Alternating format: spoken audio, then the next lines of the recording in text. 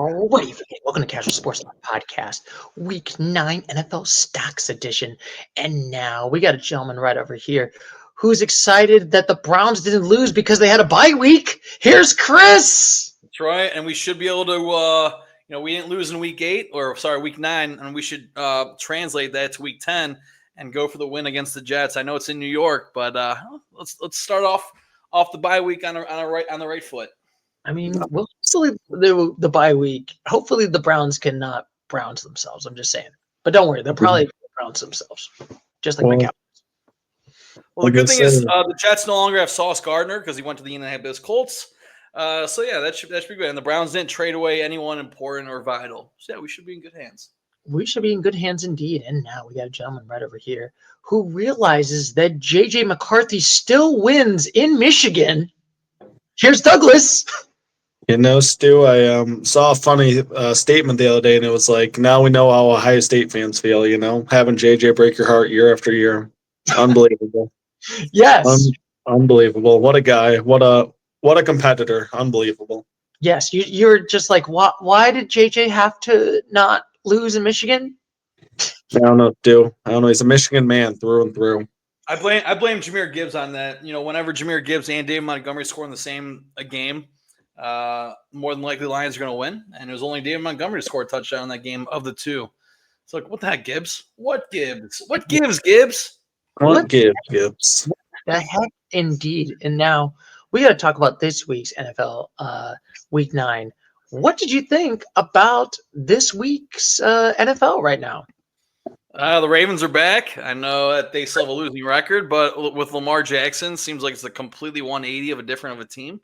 Yeah, there are a couple different upsets. I mean, yeah, those are my thoughts. Yeah, for what we thought would be a bummer of a week, there was actually pretty entertaining with all the upsets and, what we thought we knew we didn't know, gentlemen.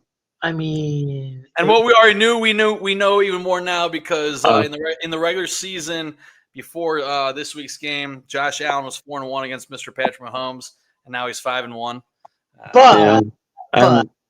But I will always say it, and don't worry when we get there. I'll discuss how I feel about that game. I will say. Right. I did make a big mistake on text message this week. I said Kyler Murray and the Cardinals would destroy the Cowboys. My apologies. I didn't mean Kyler Murray. Yeah, he meant Jacoby Brissett. Yep, I totally meant Jacoby. That's why I didn't change my stock options picks. I knew the Cardinals would destroy the Cowboys. It was one of the worst games I've ever seen in my life. I literally just so disappointed. And now interesting. I think we could probably talk about a couple segments right over here. We got to talk about the controversy of this week.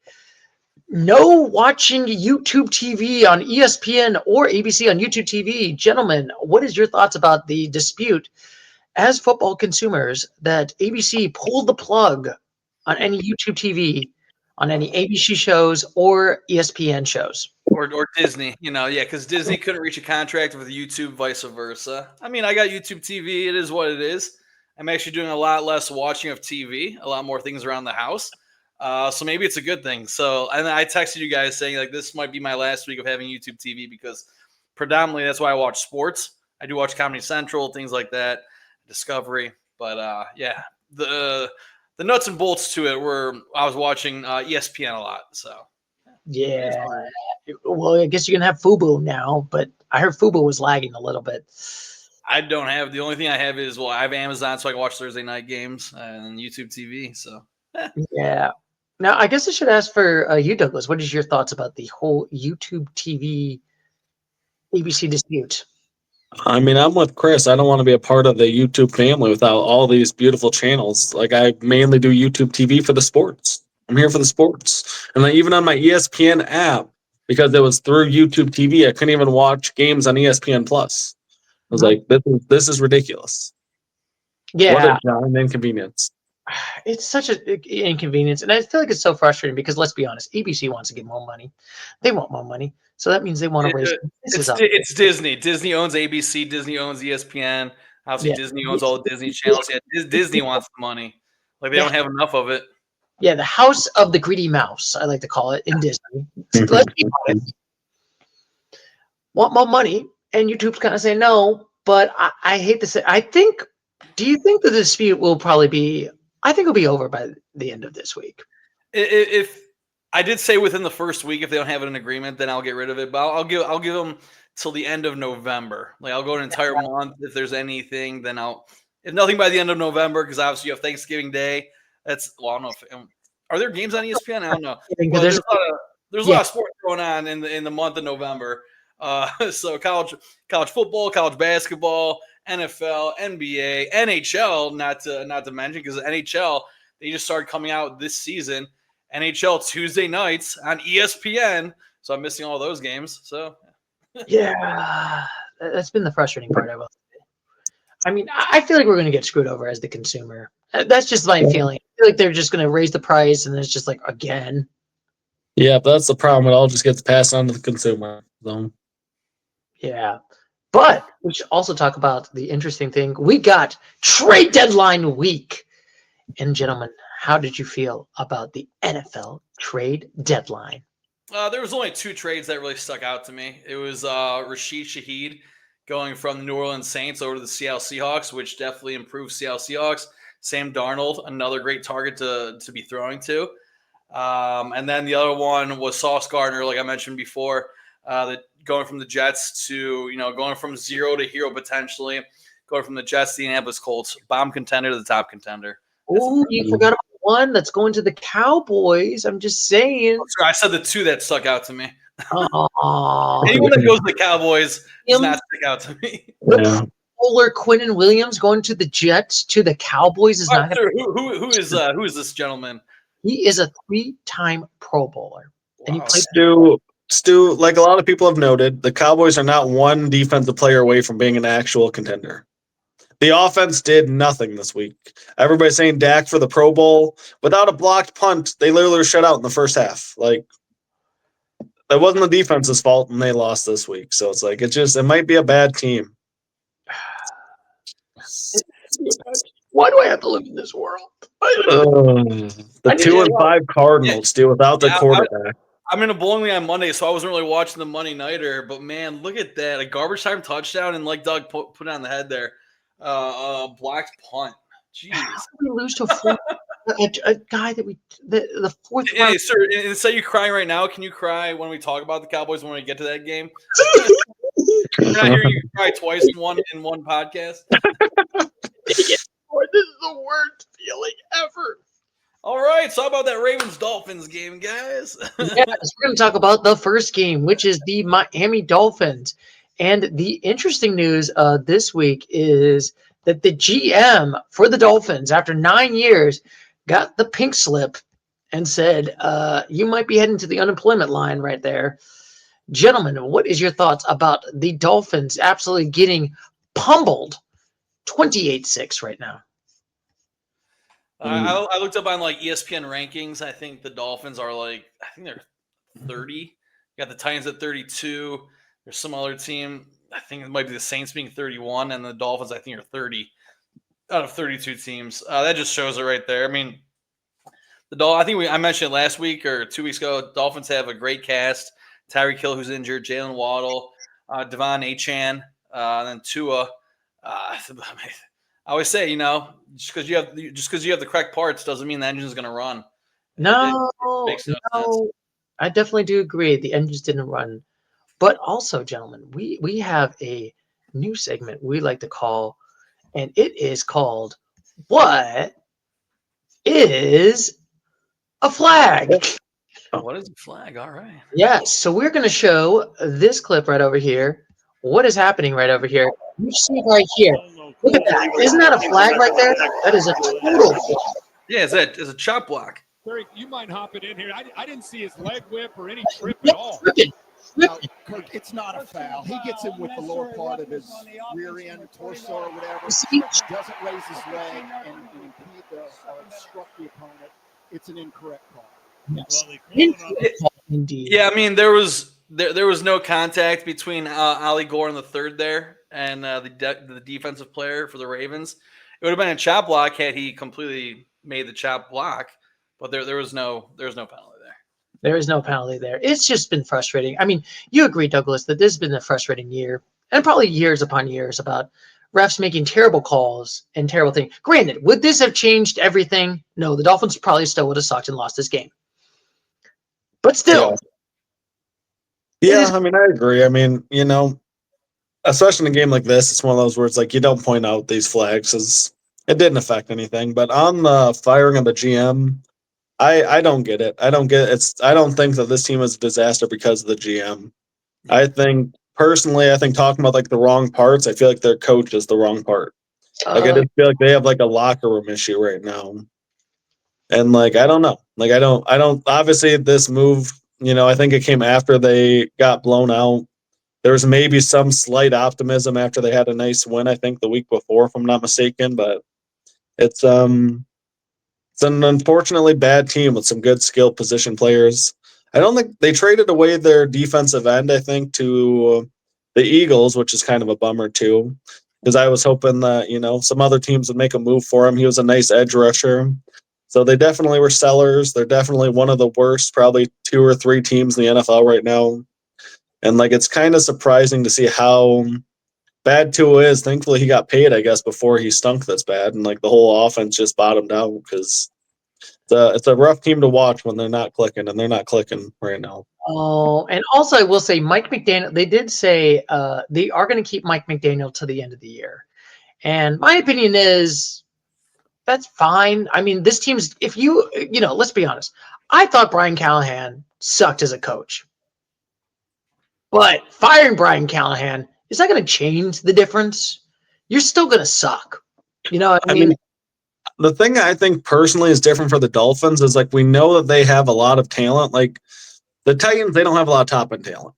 And like, they're still developing it. But like the Dolphins have that. And like I feel like there's teams that when you make a move at coach, sometimes it inspires something. Like this team just looks flat and like they've given up on the season. And it's just like, I don't know. I feel like sometimes when a team is this talented, but the results are this bad, like sometimes you need a change in like the leadership. Personally, maybe I'm wrong, but I don't like it. I don't like what I'm seeing out there. No, I don't see it like there. And I will say, last week we all gave them 2s.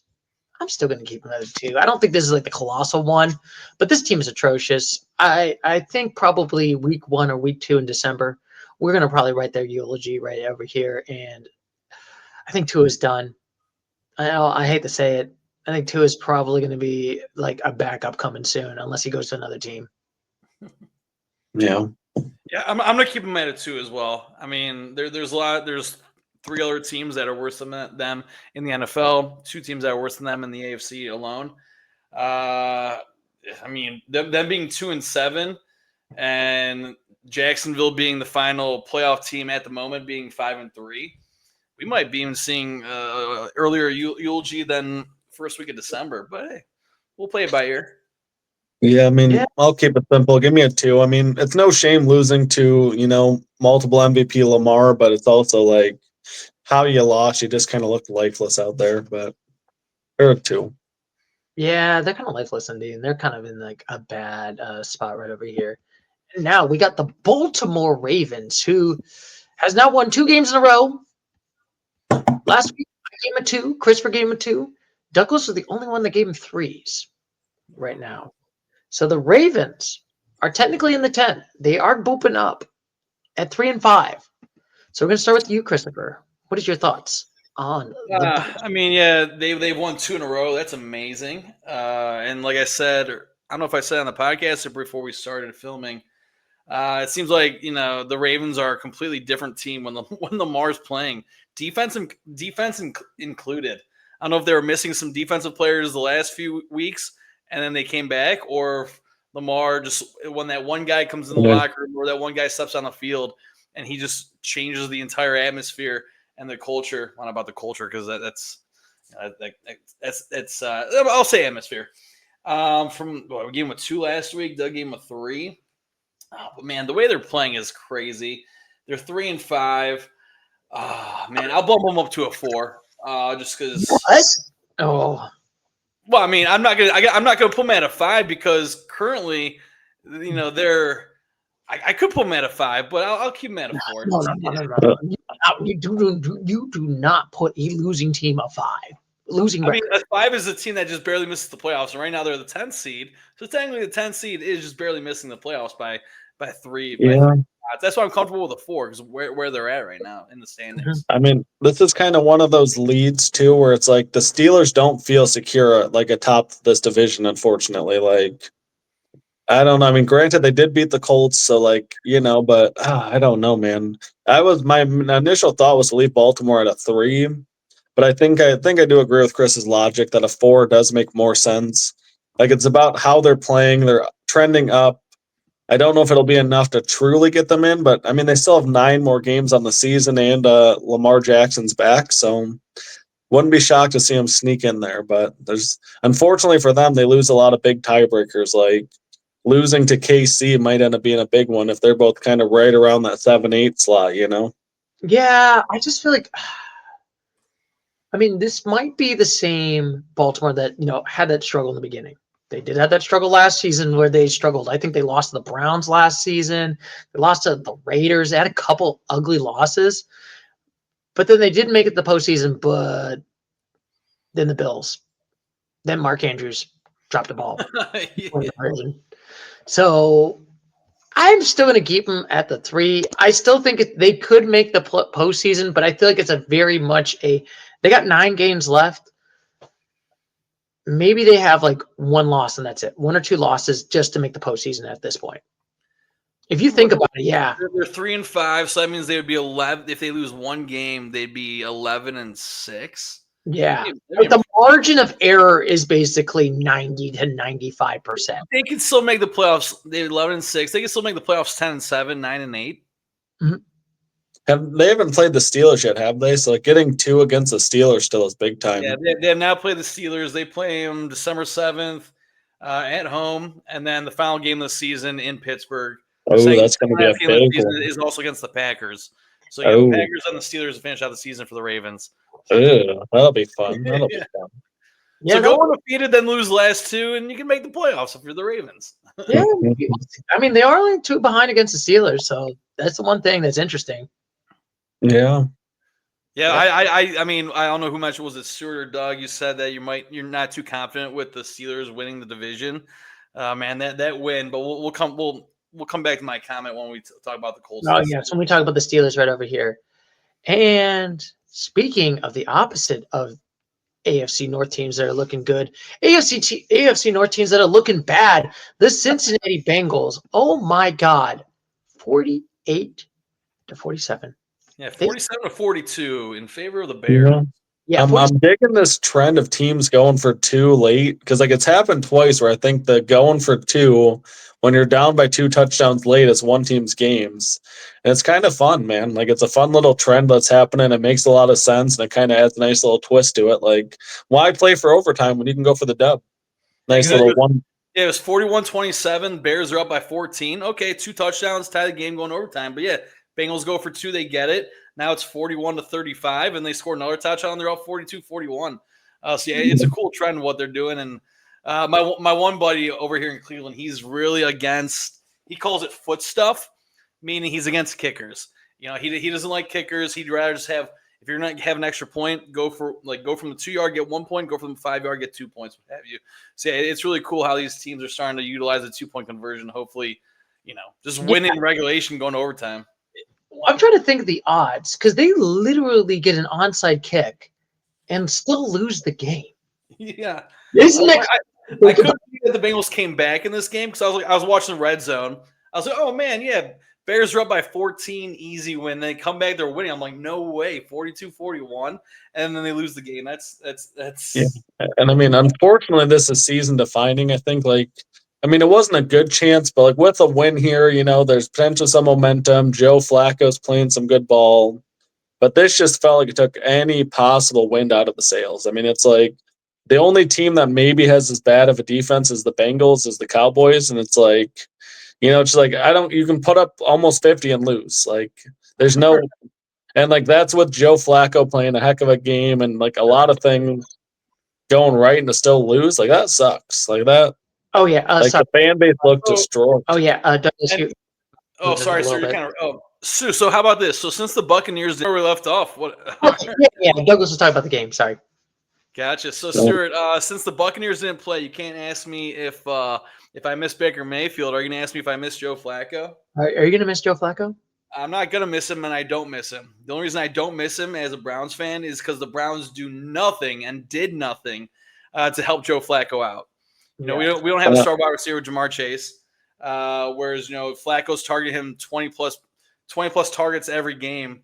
So yeah, that's why the Bengals are scoring 42 points in a game. But their defense also isn't there. I saw something that the Browns and the Bengals need to unite and make one united Ohio super team, and that would the be an Ohio amazing Brown team. Bengals, baby. Let's go. Yeah, best team in the league. Now, I guess we should probably talk about there has been, I guess, a lot of players have been a little bit upset. I mean, one of the wide receivers was basically going in the locker room and quote unquote said, "One effing play." One effing play. You could have stopped it. Who was the wide receiver and who said it? I think that was Chase Brown, their running back. Yeah, he literally screamed right there. And we probably have to show one of the players was not happy about this in this announcement in the press conference right over here. So I just wanted to show this to you, gentlemen. We just got to play complimentary football. Like, we put the ball in the end zone and go up a point at the end, finish the fucking game. Like, just end it. Like, that's it. Like, that's what we need to do. Just end the fucking game. Like, make them get us the ball back. Let us fucking go to 22 victory and let's end the game. That's how I feel. Any playmaker on this team, any position, like, we're all willing to do whatever it takes to win. We just gotta finish. I think that's like what you go into this bye week thinking and kind of repeating to yourself is just finish these goddamn games, please. Instead of saying the GD, he should have said the other F word again. Made it 4 times in one clip. I assume that's Chase Brown, right? Yes, that is Chase Brown. I just have to say, if they're saying this in public, what's happening in the locker room? That was in the locker room, Stu. No, but still, in the press. What do you mean? What do you mean? You said it to the press. I'm just saying. I don't know, but we gave the Bengals all 4 last week. That's why I gave the Ravens a 4. Right, we actually think the Ravens are a better team than the Bengals? Yeah, I'm sorry. We gave the Bengals. Let me check where we put the Bengals. We gave them a 4 last week. Did we give them the 4s? Oh, actually, no. You and Chris, Douglas, and you, Chris, gave him 4s. I gave him a 3. Oh yeah, so cumulatively we gave him a 4. And what do you give to this team? I mean, a disaster, dumpster fire, probably. Oh, you're going triple 3s, Douglas. Why is that? I mean, you got to have a defense. Like, you're towards the bottom of the league in defense. I don't care how good your offense is, but you got to be able to stop somebody one time. Compliment each other. One time. One effing time. One effing time. I don't know what's more funnier, the one effing time or just the press conference. I'm just saying. Yeah. I mean, and I know his coach wasn't too happy. No coach wants that to be happening, but I don't blame the dude. I mean, it's like y'all would have been a playoff team last year. You're wasting Joe Burrow's career. And I mean, granted, he's hurt this year, but it's like we kept saying, just keep it afloat until Burrow gets back. And then they just keep losing heartbreaking games. It's like, I don't know. Doesn't matter how good Burrow is when he comes back if you guys keep taking L's like this. Yeah. I wonder what Burrow's thoughts are, because Flacco is leading the offense and should be leading this team to a victory, but it's the defense that is just a crumbling volcano or a crumbling mountain. So I wonder what Burrow's thinking. Like, they should interview him, but all right, so sorry to interrupt. It's your turn. Here we go. Ooh, last week I gave him a 3. I got to give this team a 2. There should be punishment. Hear me out, gentlemen. There should be punishments for losing this atrocious of a football game. How? You had a 90, and also don't forget about this. They had a 99.9% odds of winning this football game. And you laid this egg? The defense laid this egg? They had an onside kick successful, and you did that? I mean, when I was watching that game, I was like, oh my goodness, is the Bengals going to lose this game? And you know what? You deserved it too. And Christopher, please give this team a 2. They deserve it. I just put my fingers up. I give them a 3. Oh. There's a lot worse teams than them currently, and their next 5 games for the Bengals are not looking too promising. So that 3 is more than likely going to dwindle down to a 2. I doubt it's going to be a 1. You never know. And what Bro's going to return probably hopefully in 3-4 weeks. Steelers, Patriots, Ravens, Bills, Ravens again. The next 5 games for the Bengals. So yeah, they're going to be dropping down more. I can imagine. All righty. They will be dropping down indeed. And now we got the Chicago Bears, the Bears country. I cannot believe the Bears are actually looking legit. They came back from a 0.0001% decimate to win this game. It is incredible. How do we live in a world where Caleb Williams is actually doing good as a quarterback? And also, Christopher, do you still want to apologize just saying last year that Caleb Williams is a bust? Is he a bust now? Is he a bust? I mean, they have a winning record, 5-3. I wouldn't say I'm not going to say I'm not going to apologize for calling him a bust. I still want apologies. Did the Bears make a playoff game? Did the Bears make the playoffs last season? Yeah, but that was because the coach. No. Is it yes or no question, Stu or Doug? I don't think I saw them in the black bracket. Yeah, and are they going to make the playoffs? I'll apologize if the Bears make a playoffs this season. The Bears make the playoffs season. I respect it. But I will say this. I'm not apologizing, Stu. No. But last week, I should say, Christopher, for the Chicago Bears, I was the only one that gave him 5s, and I feel very confident that I'm happy I gave him a 5. So Doug and I gave him a 4. All right. Yes, Christopher and Douglas gave him 4. So what do you think of the Chicago Bears this week after this amazing? I'm going to raise them up to a 5. I mean, that's an impressive feat. Well, it's not impressive the way you won. You're up by 14, then you're down by 1, then you win by 5. It doesn't matter.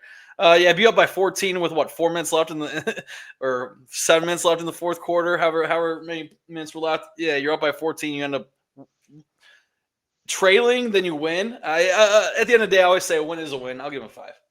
Yes. Yeah, I mean, a 5's fair. Like, they're a tiebreaker against the Lions away from being in the playoffs right now. And if they wouldn't have choked away that game, like game 1 against Minnesota, they're sitting there at 6-2 among the best in the NFC. So they're not far off, but yeah, it's hard to, I don't know, it's hard to still have confidence in them just yet. But Ben Johnson's doing a nice job. I mean, it is crazy. They are in the 8th seed. They're number 8 right now. They are. Could we see, honestly, let's put it this way: the Panthers or the Bears? Do you see either one of them make a postseason? I know they're in the hovering right now. Gun to your head, will they play in 2 weeks in January? No. Not both those teams. Would you see either the Bears make a postseason? I can see the Bears potentially do it. I mean, it's tough. It's tough to say. I mean, the Bears play the Giants next week. Vikings play the Ravens. Who do the Lions play this upcoming week? They play the Commanders. So, yeah, winnable games for the Lions. And, mind you. The Vikings have a tough game. So, yeah, maybe the Bears could squeak up there. Well, yeah. they're ahead of the Vikings, so I'm not even sure why I'm bringing up the Vikings. Yeah. Too casual in sports soccer. But I will say I do give them the 5 right now. They are looking really good. I think, honestly, this is a very good win. Honestly, probably the most, could we say Ben Johnson, Coach of the Year? Potential. I mean,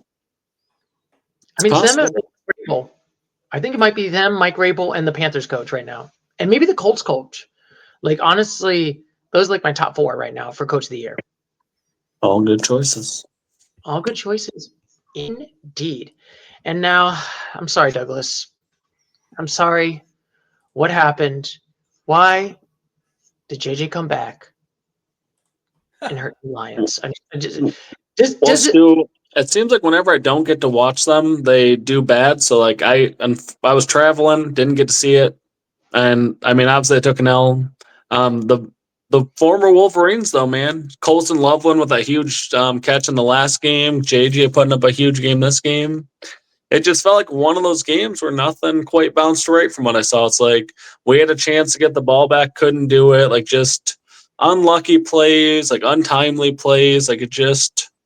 we didn't convert at the level that we're used to right now for Detroit. And it's a shame because the game, we had chances to win it, and we could have been right there at 6-2 with the Eagles and the Rams and the Seahawks. But, at the end of the day, you got to take care of business.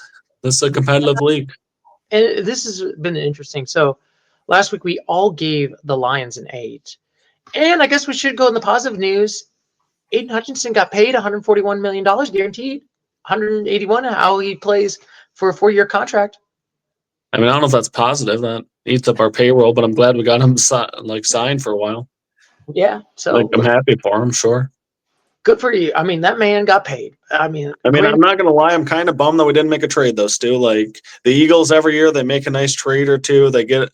And, I'm not going to lie. I don't quite understand the thinking that we have right now. Like, we watched last year our season get derailed by injuries.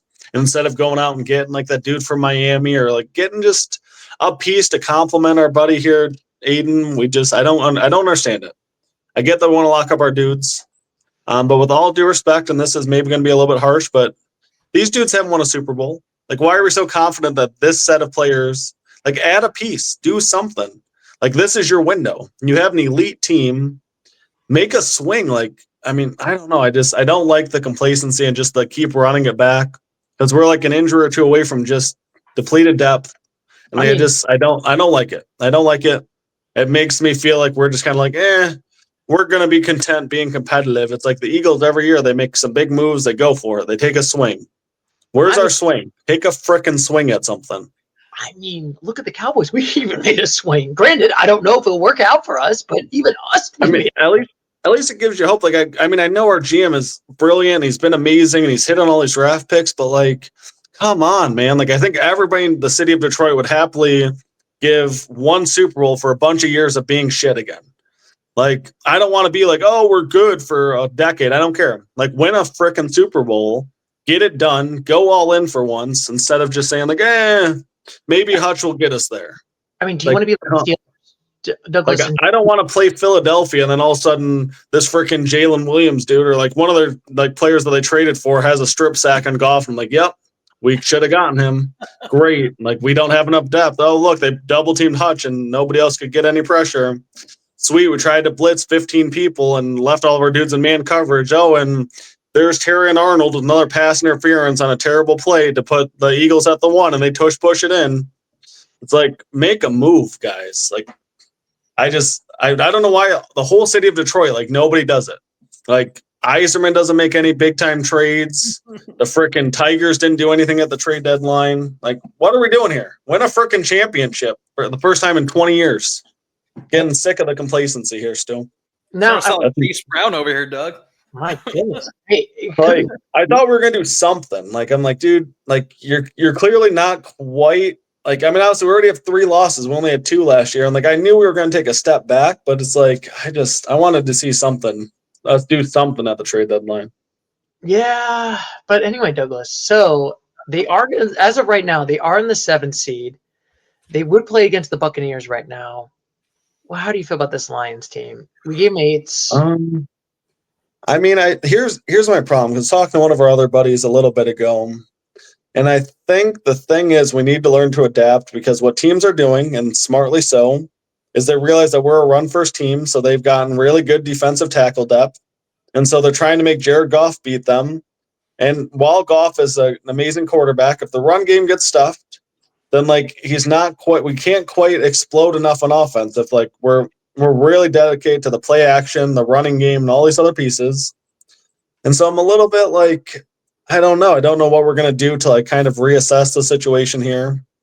We're still, I think, one of the best, maybe 6 or 7 teams in the NFL, but I think I still think easily the Lions could make and or win the Super Bowl. I think that there is enough talent there.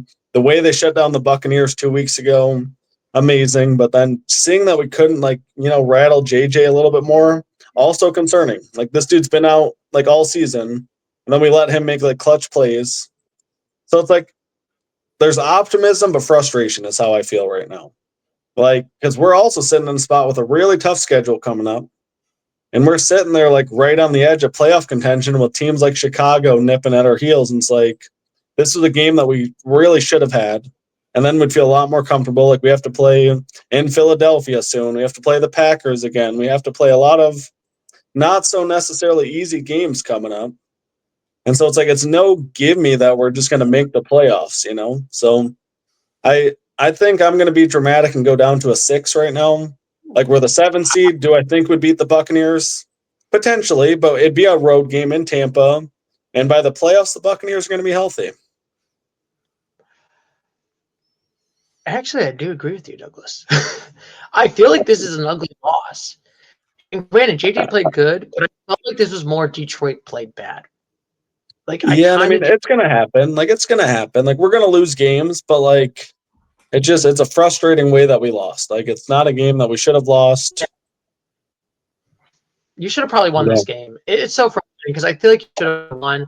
I don't feel 100% confident on how you do against the Bears. How are you going to do against the Packers? How are you going to do against the Vikings again? Like, I don't feel like 100% like confident that these are like guaranteed wins like last season. I mean, those teams they kind of built up their defensive line depth to play against us really well, and it's worked out for them. I mean, the Packers shut us down. The Vikings beat us. You know, I mean, we destroyed the Bears still, but that's because I don't know. We'll see how it goes. And I think I have to agree with you, Douglas. I have to give this team a 6. They're giving me a lot of warning signs, and they can't have bad more games because we could see a world where the Lions don't even make a postseason. They collapse and they don't make a postseason. That would be bad. That's possible, Stu. And then we're going to say, why didn't we make a frickin' trade? Why didn't we do anything? Why didn't you do a trade? Well, welcome to my world. Oh, thank goodness Hutch got $140 million while he's the only, like, I mean, granted, we have McNeil, but, like, man, oh, man, like, we need some other dudes hitting these passers. I just don't, and I will be honest with you, I don't think this team's going to make a Super Bowl this year. The way they're playing. I mean, still, it was one game, a 3-point loss. I mean, they still could. I mean, you were the most over-dramatic, like, mood-changing person. I know. Last week, it was, oh, my God, they destroyed the Buccaneers. They're the best team in the NFL. Like, it's one game. It was a bad game. Yeah. But, like, golly, if those are the reactions, then the Cowboys are the worst franchise in the history of the league, and the Chiefs are doomed. Yeah. Like, and that's why I'm gonna drive it from an 8 to a 7. I think this is just one fluke of a game. I know Doug mentioned that like their schedule I'm looking at right now, they do have a tough schedule ahead of them, but how they're currently playing, I mean, they only lost by 3 points. I know was it a garbage time touchdown to Williams to make it 20 from 27-17 to 27-24. Well, they had 3 timeouts though, and like they could have gotten a stop, gotten the ball back with about 2 minutes left. And then, of course, they just hit a nice little pass. And like it was like one of those plays where it's a back shoulder. Probably should have knocked it down, but the defender didn't turn his head, and that was it.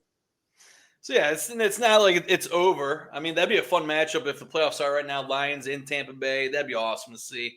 I think it's a fluke of a game real quick so we can move on to the Vikings. Yeah, 7 for me. I'm comfortable with that. And now that is pretty much it for the Vikings. And now it's time for Cold Like Minnesota. Win like Minnesota. Can you believe it? The power of JJ. Actually, can you believe it? After weeks and weeks and weeks of JJ being hurt and Carson Wentz coming back and also tearing his ACL and now out for the year, JJ comes back to rise in the sword of Phoenix, unfortunately against your Lions, and to win this game. Even though, granted, I feel like this was more of the Lions loss than the Vikings win. But it is interesting because they're now 4-4. They are 500 right now. And they're kind of in the 10th spot right now in the AFC. And last week, we gave the Minnesota Vikings 3s. So I will go first. I honestly think this team's a 4. I think they're looking very good. This is a very good win against a good Detroit team. As overdramatic as I am. Let's be honest, I'm never overdramatic. No. But I do feel like this Vikings team could definitely bounce up. And but I do feel like the hard part of the Minnesota is this is a murder's row of the AFC North. This might be the toughest division to win the postseason. It might be them or the West. Like you might, but I think I mean, at least the West have the Raiders though. Like every team in the NFC North is 500 or better. Yeah, you could say the NFC West, but Carolina still kind of sucks. Even though they did lose to the NFC West. Are you talking about the NFC West and the Panthers here, Stuart? They're in the NFC South. No, that's the South. All right, we're casual sports talkers. It's all right. I'm just saying the West, but still. I'm No, gonna give. the I'm West is gonna, sorry to interrupt you. I'm gonna give the Vikings a 4. 4, triple 4. Triple fours indeed. Let's go. And how's it feel that Minnesota just been cold like Minnesota? Dude, I'm Win. wearing my national championship sweater to commemorate the beautiful game JJ played. Yeah, I saw you wearing that. It'll be a true test for JJ if he's really back. Yeah, I mean, next week it's a home game, but it's against the Ravens. So Yeah. who's more back, Lamar Jackson or JJ McCarthy? Oh, that'll be fun. That would be fun indeed. And also, I will say, I feel like the NFC is going to be interesting. Who's going to make the postseason versus the Ravens. I mean, the NFC genuinely, there's probably 8 or 9 teams that genuinely could make the Super Bowl. Like, I think it's the most top to bottom. I mean, every team's within one game from first to 8th is all 6-2 or 5-3. So that's crazy depth that the NFC has right now. And I'm looking at the depth chart. Like, I think Chicago could make it. I think the Panthers could make it. I think Minnesota could make it, which is crazy because, like, the AFC, in the AFC, it's like Chiefs, maybe the Ravens, and that's it. Everyone else, I'm like, no. Yeah, we'll see. It's still 9 weeks to go, or 10. What is it? 10 weeks to go. 9 weeks. That's the fun part about this, gentlemen. And speaking of more disappointments, look at those Packers winning this game, and then winning this game, I mean losing this game, 16-13. Believe it. The power Good job winning, guys, even though you guys lost. Good job. Yes, yeah, that's my joke. Winning meaning losing a hell of a game. Can you believe it? The Packers did not look good in this game. 13-16. Now I'll start with you, Christopher. What are your thoughts about the pack country of the Packers? Oh man, at least Josh Jacobs got him a touchdown, but that was garbage time. Actually, no, that wasn't garbage time. That tied the game up. Oh man, what am I looking at over here? Heck of a game. I mean, yeah, if they didn't, maybe that's it. Like we mentioned earlier with the Bengals going for 2, down by 2 touchdowns. Maybe since the Packers were only down by 7 points, they weren't too advantageous about going for 2 and just winning the game 14-13. So obviously you want to tie the game up with 2.5 minutes to go. But man, to lose to the Panthers, or maybe the Panthers are showing their true colors, and the Panthers may be a legit team. I mean, because Panthers are 5-4, but the Packers they could have been 6-1-1. Now they're 5-2-1. What did we give the Packers last week, real quick? So last week, I should say, we gave the power of the cheeseheads. I like to call it right there. We give them an 8 as a communal decision. All give 8s. So, and I will say in the theoretical playoffs right now, the Packers would play against the Rams. The Rams, boy. Well, I'm not going off theoretical stuff anymore because until like week 16, 17, and 18, then we'll go by it. Packers from an 8. Oh man. That was a home game for the Packers. Yeah, that was in Lambeau Field. Man, I'm gonna go to a 7, just like I did for the Lions. It could have been a fluke game. I'm sure they might bounce back next week, whoever they're playing. Yeah, I mean, I'm gonna be slightly more dramatic. I am gonna go down to the 6, partly because the Rams I think are better, and also just because it's like I feel like the Packers, like I haven't seen enough of the upside yet. Where it's like they have brilliant moments, but then they have like these where they just kind of fall flat a little bit too much for my liking. And like, I mean, that shootout tie to the Packers to the Cowboys looks worse and worse by the day. I'll keep my 6 next week for Monday Night Football when it's the Eagles versus Packers. Oh, that's going to be a fun or one. Maybe the Packers will go back up to an 8. We'll see. But they could. Yeah. Yeah, we'll see. But yeah, I do agree. I feel like I might have to say this. I think the Packers look a lot more worse than the Lions are right now. Like, they've been good, but then they have these like ugly losses. Like the Browns is an ugly loss.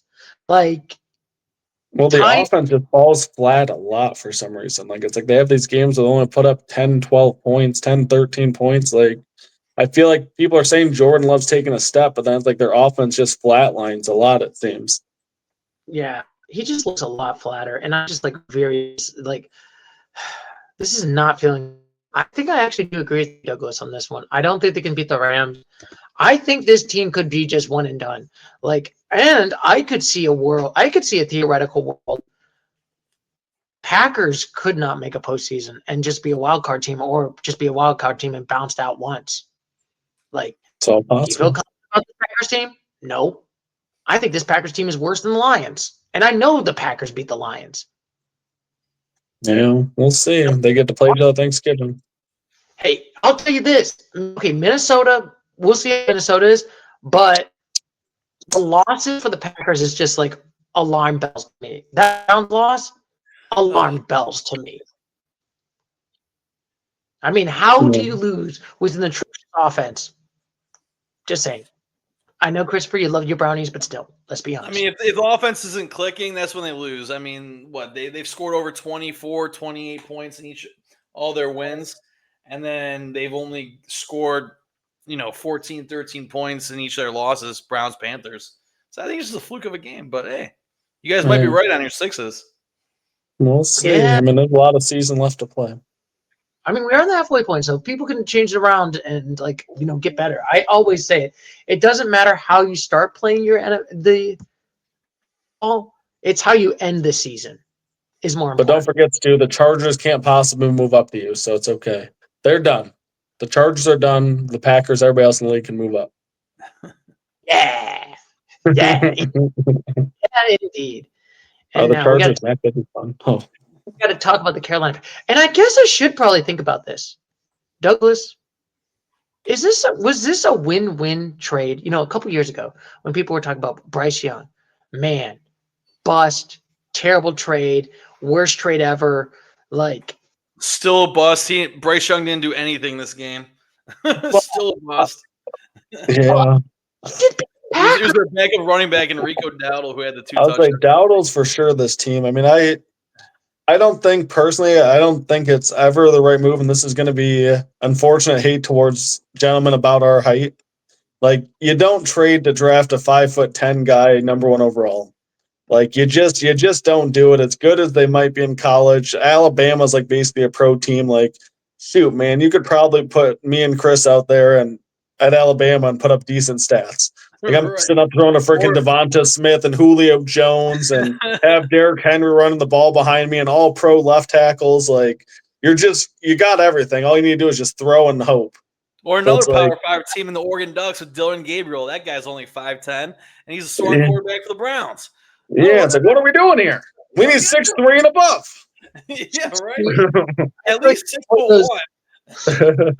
It's like those internet comments. It's I want my quarterbacks to be 6'3",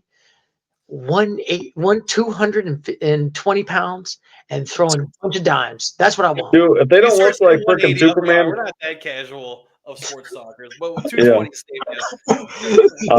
all those red pill 180, 6'3", you'd be a I need my quarterback 6'3" and throwing dimes. None of this 5'10".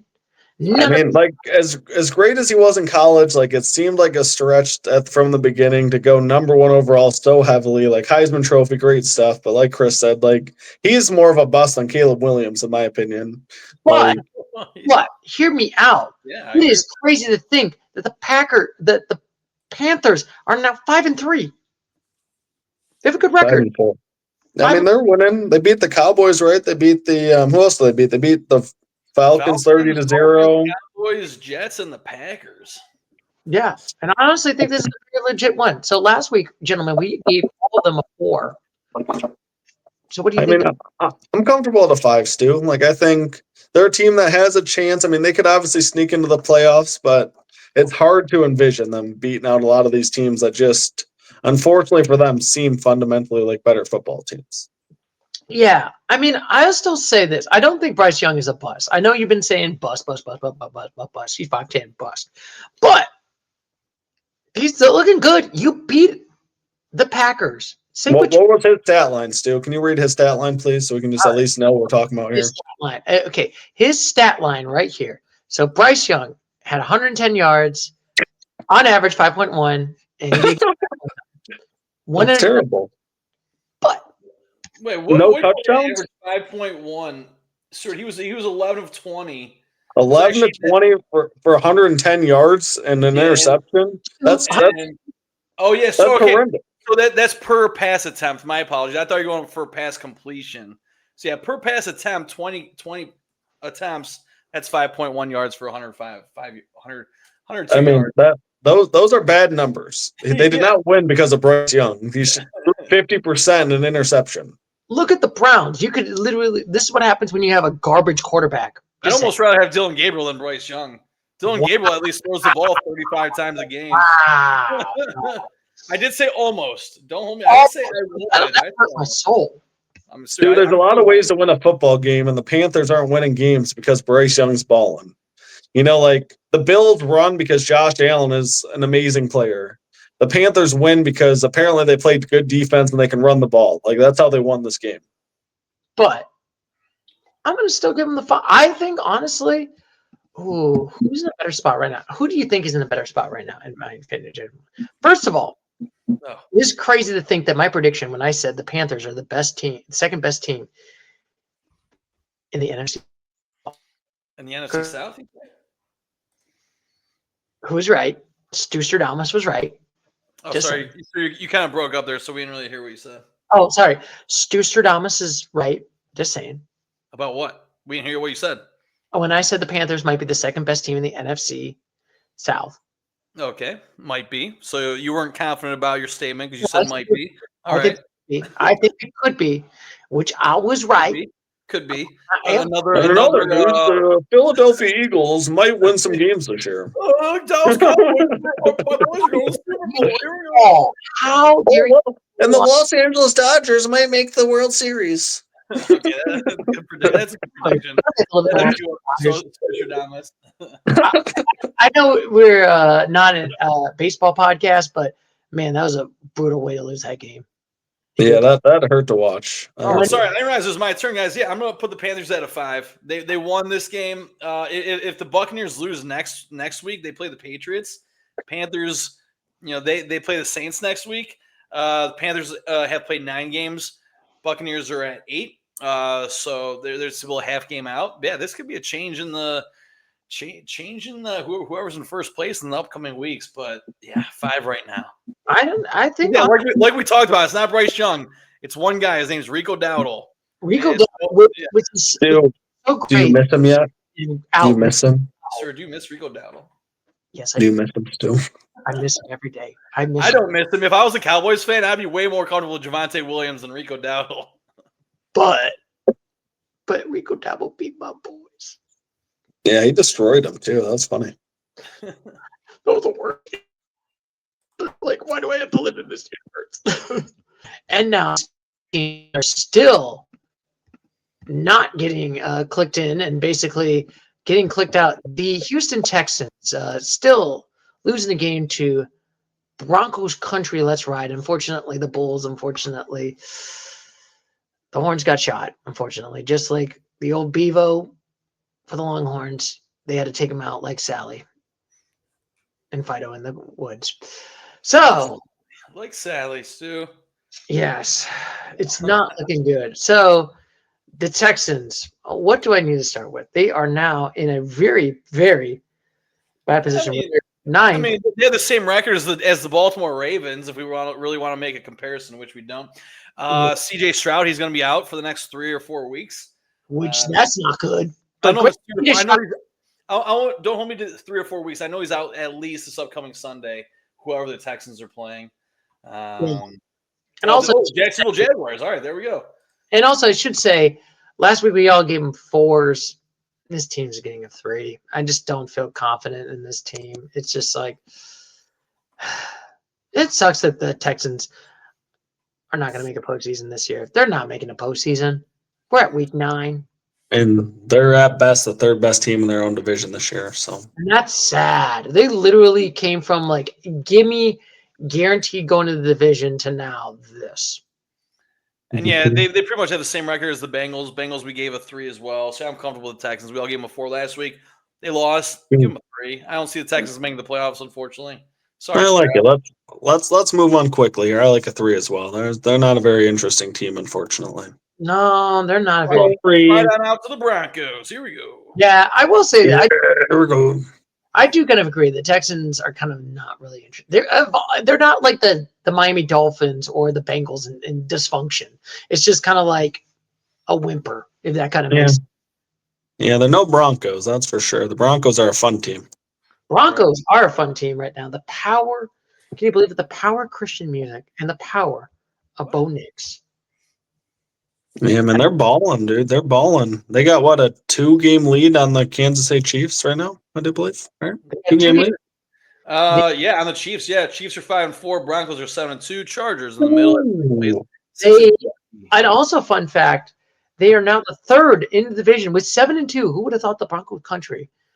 Can you believe Broncos are first in the division at 7-2?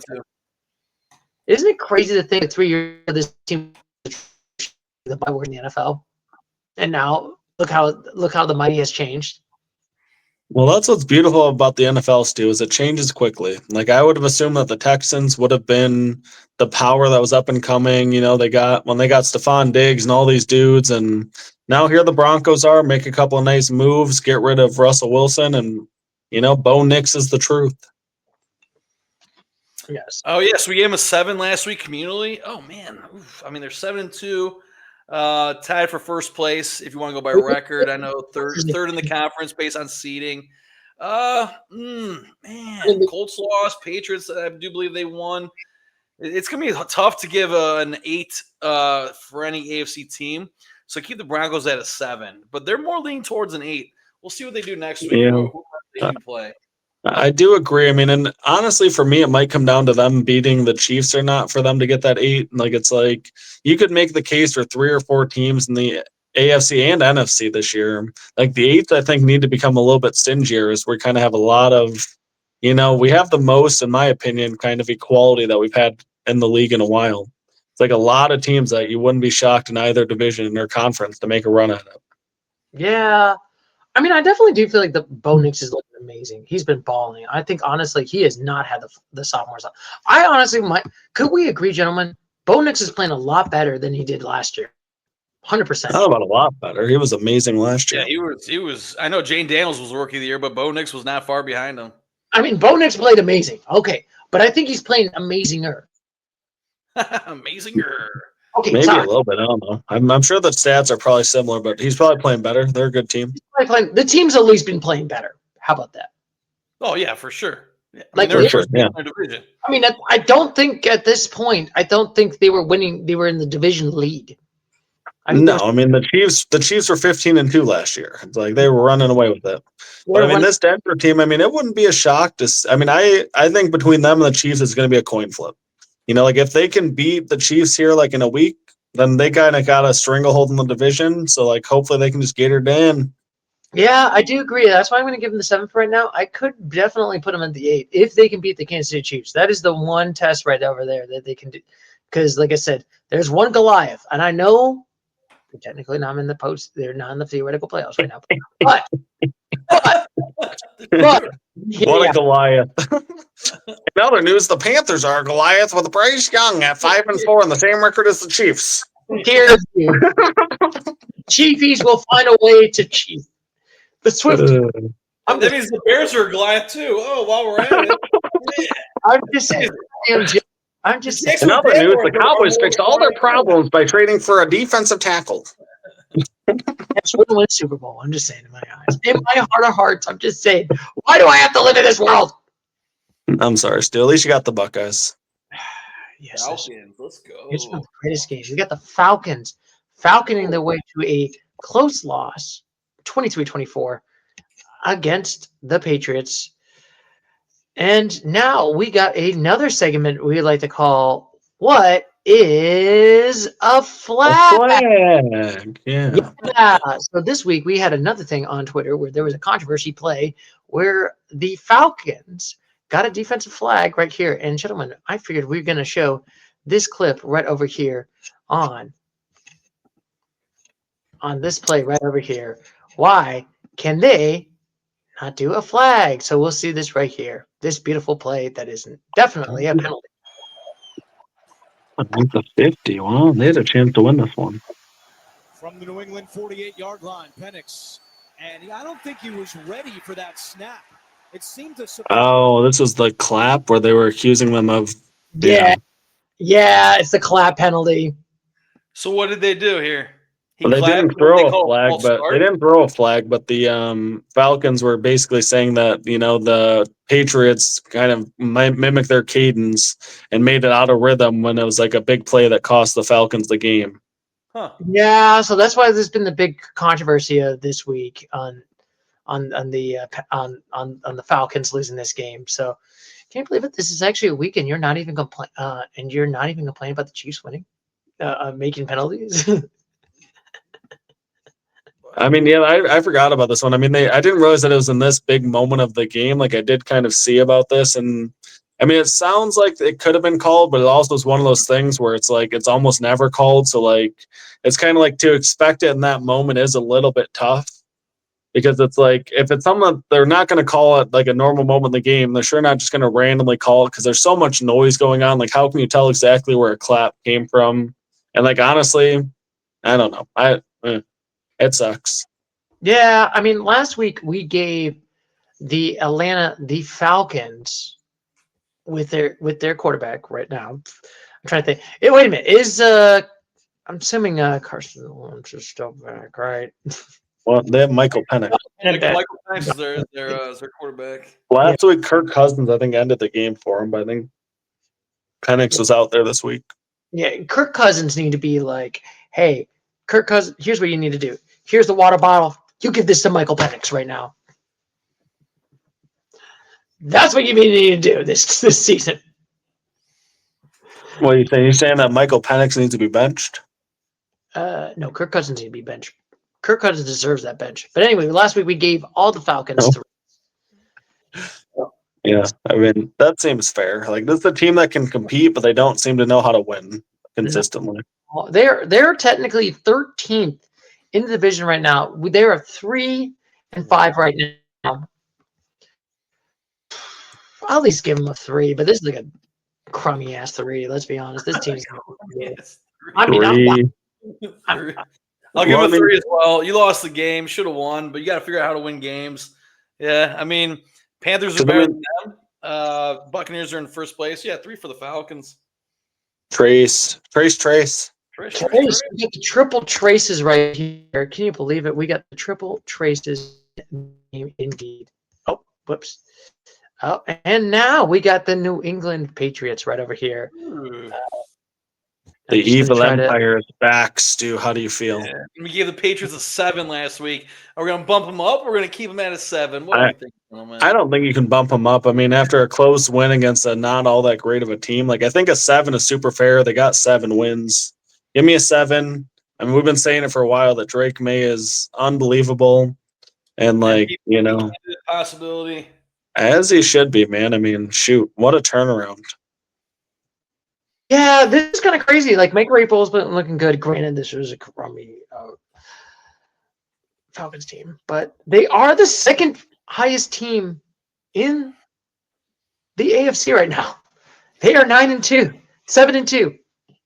It is crazy to think the evil empire is back, and it's not Belichick. And they have the head-to-head over the Bills too. Stu, they control their own destiny, and this is good stuff. What world are we in where the Bills might not win their division and the Chiefs might not win their division? Man, what a glorious year this might be. That is a crazy thing. I'm more of a Bills fan than a Chiefs fan for obvious reasons. Controlling a dynasty, and that we want to see the Bills to excel. But man, the Patriots being in first place. Give me a 7 for the Patriots as well, sir. They can't be an 8 yet. And like I mentioned earlier, I don't think I could give any one team or two teams an 8 in the AFC. Yeah, and in the theoretical playoffs, they would be playing against the Jaguars. Oh, yeah. Yeah, I like them. I like them in that matchup. I don't think the Jaguars going to make a postseason. I'm just going to be honest with you. I mean, they hold the head over the Chiefs. They could be the team that keeps the Chiefies out still, and that would be hilarious. I still want my money. I want to get my money. Just saying, the Chiefs are going to do it. Chiefs will find a way. Stu, if the season ended today, you'd be giving me money. Let's keep that straight. And now we got to talk about the opposite. But Another disaster, another loss, another failure. The Giants losing to the 49ers 24-34. I just got to say, here's a punishment worse than death, gentlemen. They're going to be so bad. They're going to be offering free medium sodas. Not even larges, just mediums. All right, wow. They were so bad 2 years ago, Douglas. They were offering free medium sodas. You know, Yeah, I'm a little bit offended that's not a large. Like, what are we doing here? Yeah, I'm Yeah. not going to. What are we doing here, Stu? I'd rather have a large than a medium. Maybe But- free refills too. but I'm just saying, you know, your team is trash. That is the Dante circle of football hell, of trashy of all trash. Yeah, See, Stu, here's the thing though. In this millennium, they have 2 more Super Bowls than the Browns, the Cowboys, the Lions combined. And that's saying something. Granted, it was kind of Fine. That's okay. That's okay. No, hot take. Patriots won both of those Super Bowls. Just saying. Yeah. What did we give the Giants last week? Last week we gave the New York crummy Giants all 2s. Yeah. They're gonna get That seems fair. Yeah, keep it quick, simple. Yeah, no, easy two. Yeah, this team is Easy two for the missing Scatterboo. yeah, they're missing. Yeah, they'll be good in a year or two, man. Like they're a team that's I have excitement for. Like they'd be like we're doing like future stuff. On last week's podcast. This team could be an we could do future stock options. I'd put all my money in New York. Yeah, 100%. Yeah, I mean, I definitely maybe future stock options, but like also, I just got to say this: the coach needs to be fired by the end of the season. I don't know if he does now, Stu. He's got his guy.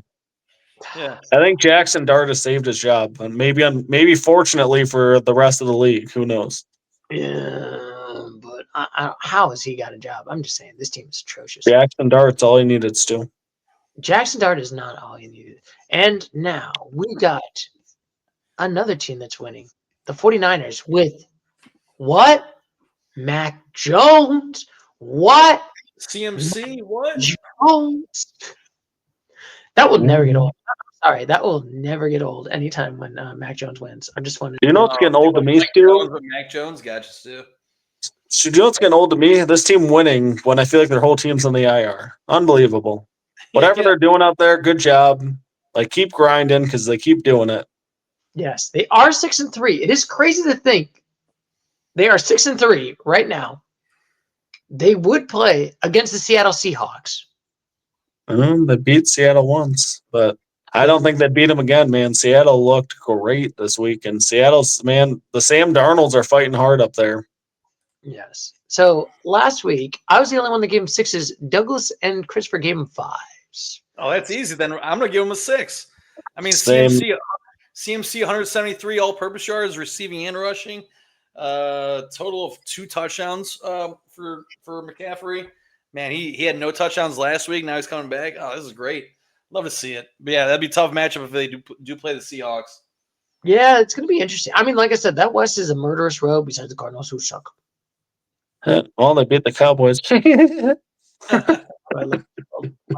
World. Can I get some antidepressants just for my Cowboys losing? I feel like I'm going to lose 5 years of my life just watching this team. Maybe that'd be better so you couldn't see them lose for 5 years. Small joke, of course, Stuart. Small joke. How dare you all? The 49ers is 6 because I just, you did win, but they are giving me still that Lions, like, they're injured.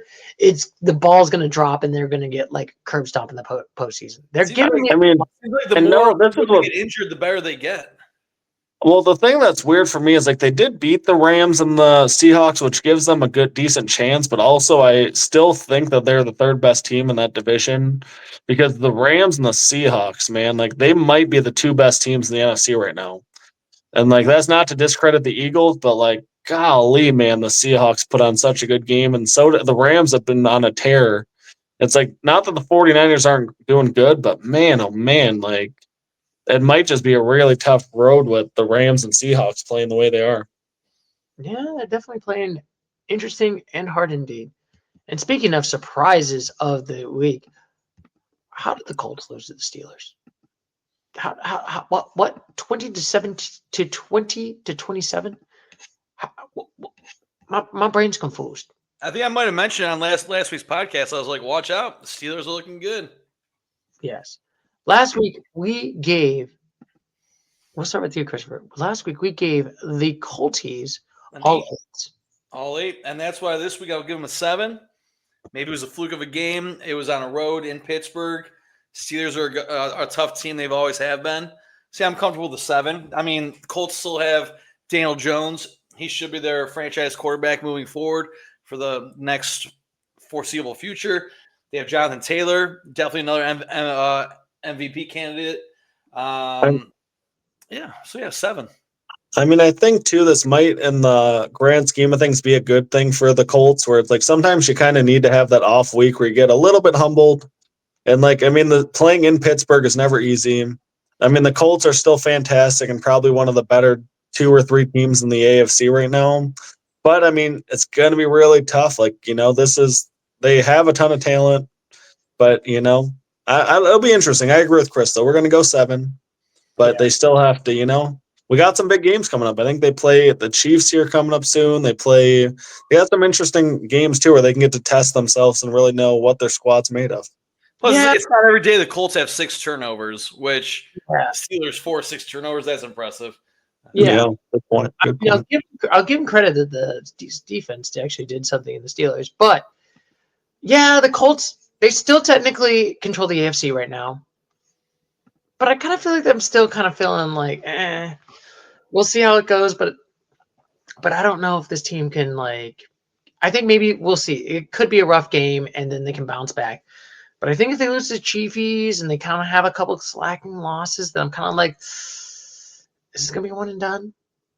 I don't know. Maybe the Jaguars won the division still. No, Jaguars are not winning. My God, green earth. The Jaguars are not going to win that division. And now we got to talk about them terrible towels. The Yinsers that are happy. Tree is definitely happy that his Yinsers are flying and going to the Super Bowl wearing them terrible towels and drinking them Iron City beers. And also, I got to say, what? The Steelers have a defense that actually did something? Don't they always have a good defense? No, they don't have it. They don't have a good defense. But how did this defense? No, they have Alex Highsmith. They have T.J. Watt. I could probably name a couple other guys. Do they still have? No, I think he might play on the Saints. Cam Hayward. But there's a couple of clunky losses. I mean, losses aren't always on the deep. Well, I mean, when you get points, it's on the deep. Get to like the Bengals loss and all that stuff. Well, I think the Bengals might just be really good at offense, though. That means the defense must have been really atrocious. But I will say the good news is they did stop their 2 losing streak right now. The Steelers this week, with the power of Aaron Rodgers, we all gave them 6s. It is interesting because right now, in the theoretical playoffs right now, the Pittsburgh Steelers would play against the Buffalo Bills. If it matters, it'd be a home game, and the Steelers just beat the Colts at home. Well, it doesn't matter. It doesn't matter to me. They're still a 6 to me. Like I wouldn't be shocked if they, if the Ravens catch them and make the playoffs over them. Yeah, I still feel like they're 2 games behind. They're 2 games ahead, but I could see them losing that division again, and then it's just like the same Steelers, or they just collapse and then make a postseason and then get killed by Buffalo by 17 points, and then this game is awful. And I'm like, well, nothing has changed. The story still comes the same, and this shoe's about to drop. And I'm comfortable with 6. I agree with you guys because next week Steelers play in Los Angeles against the Chargers. Chargers win that game. Steelers are then 5-4, and it's anyone's race, including the Browns, to take the AFC North. Let's go. Gabriel, MVP. Oh my God, can you imagine? The Browns are not going to do it. George Sanders comes in mid-season and leads the Browns. Miles Garrett moves to tight end for no reason. There is no way in God's green earth. Miles Garrett wins MVP, first defensive guy since The Browns going to win this division. There's no way. Oh, it's probably gonna be the Ravens. I agree with what you said, Stu. But yeah, heck of a win. I'm just saying. I mean, I'm ready to write their eulogy in November next month, gentlemen. Just saying. All right, so who did we mention earlier? You said the Dolphins first week of December. I mean, if the AFC North, if it continues to go how it is, it'll be the Dolphins eulogy first, and then the Browns. Yeah, it'll probably be the Dolphins. It'll probably be the Dolphins and the Browns. But hey, it's a neck and neck on who's gonna suck more. It's like it's the molasses versus molasses week. And speaking of molasses versus molasses, we got to talk about another game. We got the Tennessee Titans, who continue. Oh, easy one. We don't have to talk about the Titans. We just do one real quick. We don't have to spend an entire minute. They don't deserve 1 minute because they are a one. Wow, even lost to like the Chargers by like 7 points, and it was 27-17. I don't care. Boo. More time on the Chargers. No time for the Titans. Okay, we'll do 1 second. I will say 1 second. No. Boo. That's my second. Go ahead. Rattle off. Here we go. All right, as always, and I will say it, is the Titans going to be the first team I'm going to do the eulogy on? That might be. Gun to your head. Is that I'm not saying anything because I said I'm not commenting on this game or the Tennessee Titans. They don't deserve a minute.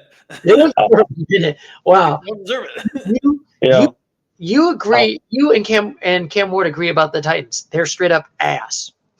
Yeah, I'd rather talk about the fighting Jim Harbaughs. Yeah. Yes, power of the Harbaughs won another game right now over here. 20-27 right now. Yeah. Unfortunately for them, their amazing all-world left tackle just had season-ending ankle surgery. So that's I should also say So the injuries. So I always joke. I should probably ask this: who is going to win the Broken Trophy Award right now, gentlemen? Is it going to be the Chargers or is it going to be the 49ers? Who wins that? I mean, definitely the Niners. I mean, for the Chargers, I think it's not as deep. It's just like they use their offensive linemen as like skill positions, basically, like where they're just so important to the team. Granted, they lost their running backs, but like I feel like top to bottom, the Niners for sure are like a more depleted squad. Yeah, I guess we should probably talk about it. That Joe Alt had an ACL injury and he's out for the year. Season-ending ankle surgery. Oh, it's an ankle, but I know he's out for the year. Correct. Yeah. That's what season-ending means, yes, sir. Yeah, but anyway, Christopher, we'll start with you. We gave the Chargers, I believe, a 6 last week. Oh man, all right. So where are they sitting at here in the playoffs? They play the Broncos. We gave a 7. If we're really going off that. Oh man, sure. I'm comfortable with giving them, maybe even more. But I'm okay with a 6 right now. They have a tough matchup next week against the Steelers. If they pull that off, we could be looking at 7. I'll say, they got 6 wins. It is concerning. Like they haven't found that gear that they had the first 2 weeks when it seemed like they were going to pull away. They dominated the Chiefs. They definitely have kind of hit a little bit of a slump with some of the injuries, but in Jim Harbaugh we trust, and in Jesse Minter we shall do it. Yep. I mean, can I say you barely beat a Titans team by 7 points? Just saying. We just talked about their injuries, but still. I'm just. Too, in the NFL, a win's a win. I know a win's a win, but still, I'm not impressed with this Chargers team. I'm just not. I'd rather be in the Chargers spot than the Lions or the Cowboys this week. How dare you? And also that's just the fact. I'm a Lions fan. I'd rather have a win over a bad team over a loss to a team that we should have beat. Give me the sloppy win every time. And sir, if you think about it, without the special teams and the defense from the Titans, this game should have been 27-6. There's a special teams touchdown, then pick 6 for the defense for the Titans. So the Chargers should have won by a lot more. A couple miscues. But my prediction is I think the Chargers are going to be one and done. I either see them not making the postseason, and maybe the Chiefs come above them, or the one and done and they're out.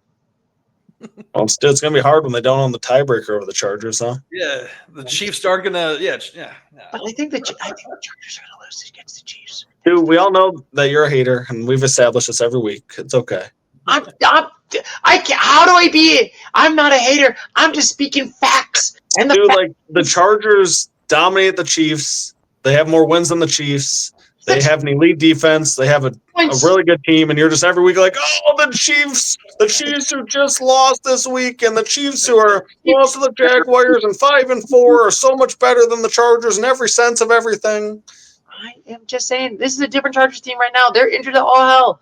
This Chargers team is not going to be. I feel like I'm going to put it. Oh, you know what?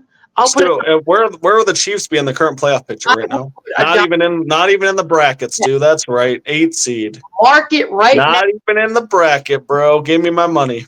On the Casual Sports Talk podcast right now, do you want to do a $1 bet? I think the Chargers are going to lose to the Chiefs next time they play.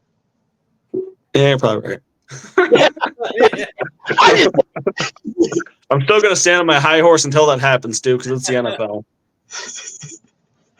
Thank you.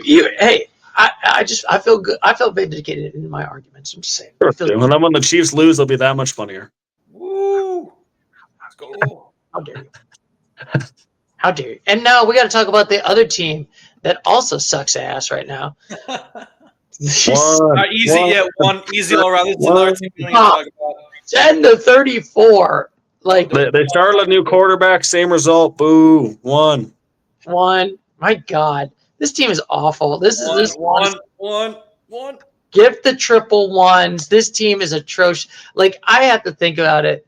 Who sucks? Who would win in the worst team in the NFL right now? If it's the Saints versus Titans, who wins that game? I don't know, because we're about to talk about the Rams. It would be rough, Stu. Like, it wouldn't be a game I would even watch to find the answer out to. Hey, I would watch that game. That's the type of game that should be on a Thursday night, I guess. That should be a Thursday night toilet bowl right there. Because you have the Saints, like I said earlier, they have the parts, but the engine's not working. You have Alvin Kamara. They're not using Kamara properly. They're using him all on runs. When we know Kamara's a great screen type running back, catch the pass and run. I was surprised. I was looking through fantasy today. I will say I was surprised at the consistency of Mr. Chris Olave. Like, he's going kind of under the radar a little bit and putting up a nice little season, kind of without really any recognition, because the Saints aren't worth watching. No, the Saints are not worth it watching. The Rams, Stu. The Rams, they're worth watching. Matthew Stafford is looking like a potential. Like, what a renaissance this man is having. Unbelievable. They might be the best team in the NFC, Stu. I always, unbelievable. a couple years ago, I thought, Stafford's maybe borderline Hall of Fame. I think last year and this year, when he retires, put that man in the Hall of Fame. Heck yes, Stu. He might win another Super Bowl, too. Take home 2 Lombardis over there. Now, interestingly enough, they would be playing against the Packers away. They are 6-2 right now. We gave the Rams an 8 last week. We can't really dwindle down. I'm going to continue giving them the 8. I know they're in that away spot, and they're in the wild card spot, but I think, honestly, they could win the division. I think, honestly, that might be my pick on who do I think is going to win the division, because the division or the conference? I think you meant the conference there. I think you think they might get the number 1? I mean, they could. They could. They're 6-2. You're talking about their division? I mean, let's see, the NFC West. I mean, the Seahawks. You mentioned the Seahawks earlier. Man, when do we get Rams Seahawks? When do we get that matchup? Because I'm looking forward to that one. That is going to be a great game, honestly. Seattle versus we get that in 2 weeks, November 16th. It's going to be. Let's go! I can't wait. It's a home game for the Rams. So. Oh, nice. We'll see how it goes. Now, Christopher, what do you think about these? Oh yeah, I would say keep them at an 8. I'm not going to dwindle them down because they won. That's a good start. I agree, man. Like they are hitting on all fronts right now. Their defense is looking great. I mean, I think they've given up 10 or less points their last 2 games, putting up a bunch of points. Puka Nacua is unreal. Devontae Adams and Stafford are clicking now. Good running game. Like, it's a team, man, that. No, I don't think anybody would be shocked at this point if they run back another Super Bowl. Now, I will say this, Douglas. How are you going to feel if the Rams win another Lombardi? Are you going to feel, as someone that's been the Stafford fan, and people that were Lions fans that were basically saying, it's Stafford's fault. We can't win no trophies. Stu, no hate. I mean, Sean McVay potentially is already a Hall of Fame coach, like in his mid-30s. Like, the dude is unbelievable. They lose a generational talent like Aaron Donald, and they're just like, yeah, whatever, dude. We'll just go draft, Jared Verse and just keep hitting, and they get Puka Nacua, and they have a great running game. Like, they're just an elite franchise right now. Like, they just know how to keep bringing it back, winning, getting better. It's good stuff. It's good stuff to see. No hate here. Just hope that the Lions can get their shit together and beat them. Yeah, but that's a tough one. I think, honestly, the Rams are better than the Lions right now. Well, yes, Stu. Obviously, right now in this moment, we're all saying the Rams are an 8. So, yes, we'll see it. We'll see where we are at the end of the season when the Lions hopefully get their gears going. This probably will be my only 8 this week. Like, this is the only team that I feel like is consistent. Everyone else is like, ugh. They give me that ugly look. I think the Seahawks do. I mean, the Seahawks are looking about as good as it gets right now, too. Like, there shouldn't be any hate coming for Seattle after the way they look this week. No, not indeed. But we got to talk about these Raiders, the Raider Nation. Brock Bowers, what a legend. Let's go. It is crazy because it was like literally ugly for the first 3 quarters. And then in the fourth quarter, literally everyone scored about 31 points in total. Yeah, an oddly fun game. It went to overtime, and they went for the dub, man. I respect the hustle trying to get that win. Yeah, they went for 2, and it blew it. They blew it, but it was the right move. Like, it was there. Just the ball got batted down. Like, I like the play call. I mean, would you rather go for the tie or just for the win? I think I would go for the win. I mean, there are 2-win teams too that I'm going to give a 2, and they should have went for 2, and everything's about 2 here, so give them a 2. I mean, the triple 2 is a disappointment. I mean, I'm going to give 2 getting slapped by the Raiders. I'm 10. Yeah, I mean, Geno Smith, he was pretty good with Seattle. Maybe this isn't his team. So I'm not sure how long Geno Smith's going to be with the Raiders. Give them a 2.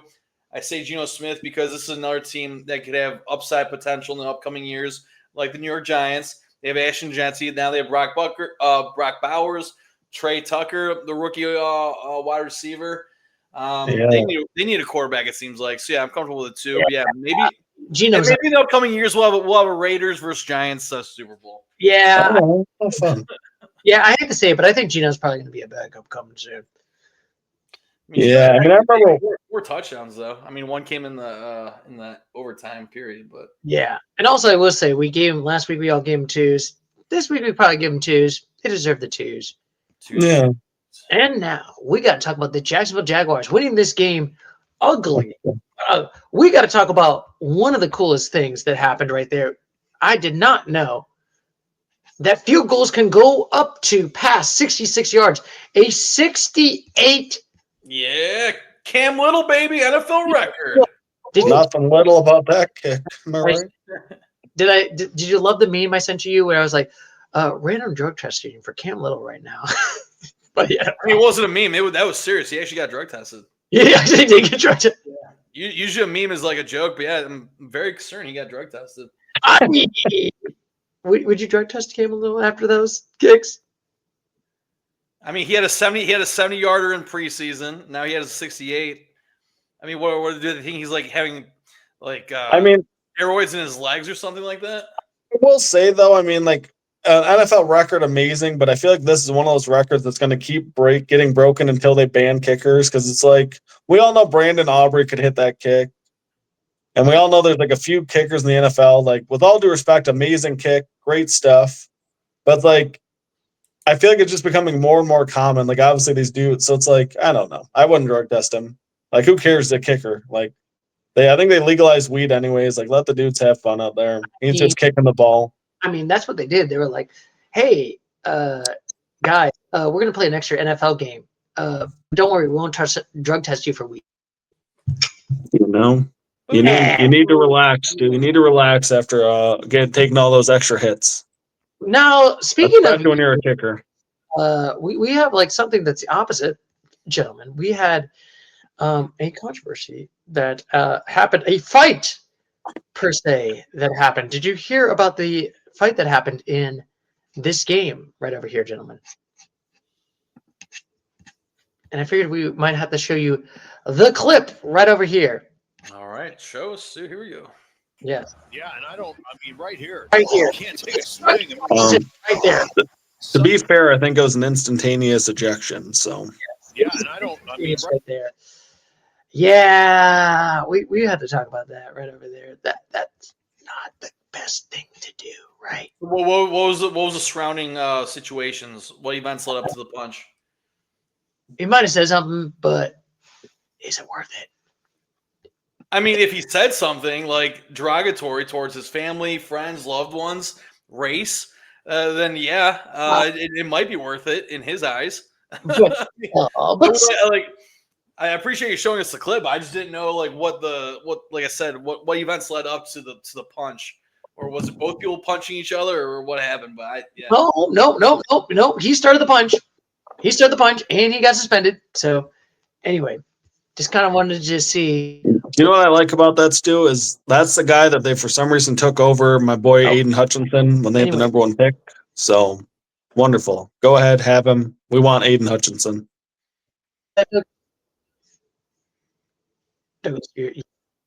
You're buffering just like the Jaguar defense and offense have been looking. So last week we all gave the Jags a 6, or was a communal vote on the 6. Yeah, communal vote is 6. I still feel okay. First of all, you barely beat a garbage Raiders team. That's not really that good. They barely beat a garbage Chiefs team too, Stu. Okay. No, that's fine. The Chiefs are looking okay. Okay. Wait, why are we talking about the Chiefs? No, Stu's just insulting the amazing Raiders. It's unbelievable. I can't stand for this. The Raiders are trash. At least the Chiefs beat them by 30. 31-0, yeah, they did. 31-0. Kenny Pickett played awful that game. Kenny Pickett. Yes, I will still say that. At least he won a Super Bowl. At least he had a play in the Super Bowl. Just saying. I'm comfortable with the 6 as well for the Jaguars. You know, they won. If they would have lost, I'm gonna love to drop them down, whoever they play next week, and hopefully they lose. I'm not gonna lie, I'm loving the Jags because I think they're the thing that is keeping the Chiefs out of the playoffs. So keep on jagging. Right. Come on, Duval, baby. Duval. Actually, yeah, you're right. The Jaguars are keeping the Chiefs out of the playoffs. Jacksonville does play the Houston Texans next week. Yeah. Keep the Chiefs out of the playoffs. Let's go. Come on, baby. Yeah, here we go. And now we got to talk about the Chiefs losing. I know, Douglas, you're happy. You're like, yeah, the Chiefs are collapsing. Collapsing Chiefs. Collapse. I'm going to give them a 2. Collapse. All right. Put yourself at a 2, Stu. All right, yeah, Stu, write it down. I'll agree with you. Yeah, right. All right. I'm not going to give around. Here we go. Literally lost to this team. It was 30. They literally lost to this team 28-21. Dude, you know who didn't lose to Buffalo? The New England Patriots and Drake May, the truth. Okay. You know what? All right. We'll start with you, Douglas. Last week you gave this team. So what do you give the Chiefs this week? I mean, I texted already. Like, they got to be a 5, Stu. Just based on our logic, they'd be out of the playoffs. They only have 5 wins. Like, ugh. Okay. Hear me out. I mean, I know you're going to give them a 6 and some biased BS, even though you have every logic you can possibly. Oh, my God. Sir, give him a 5. This is beautiful. 5 because I got to be. I give him a 5 too. 5 all around. But I still think this is the strongest 5 team in the NFL right now. I agree, Stu. I respect. Thank you for your integrity this week. I think out of all the teams that are, hear me out. Even though this is a loss. Number 1, out of all the teams in the AFC right now that are out of the playoffs in the theoretical, Chiefs are the only one I'm like, yeah, I could still see them. They will find a way to make it the postseason. They will find a way. Like every other team, maybe the Ravens have no shot. Anyone below 9, no shot. Yeah. I mean, here's the only thing with the Chiefs, though, Stu. Like, we've talked about the schedule almost every time.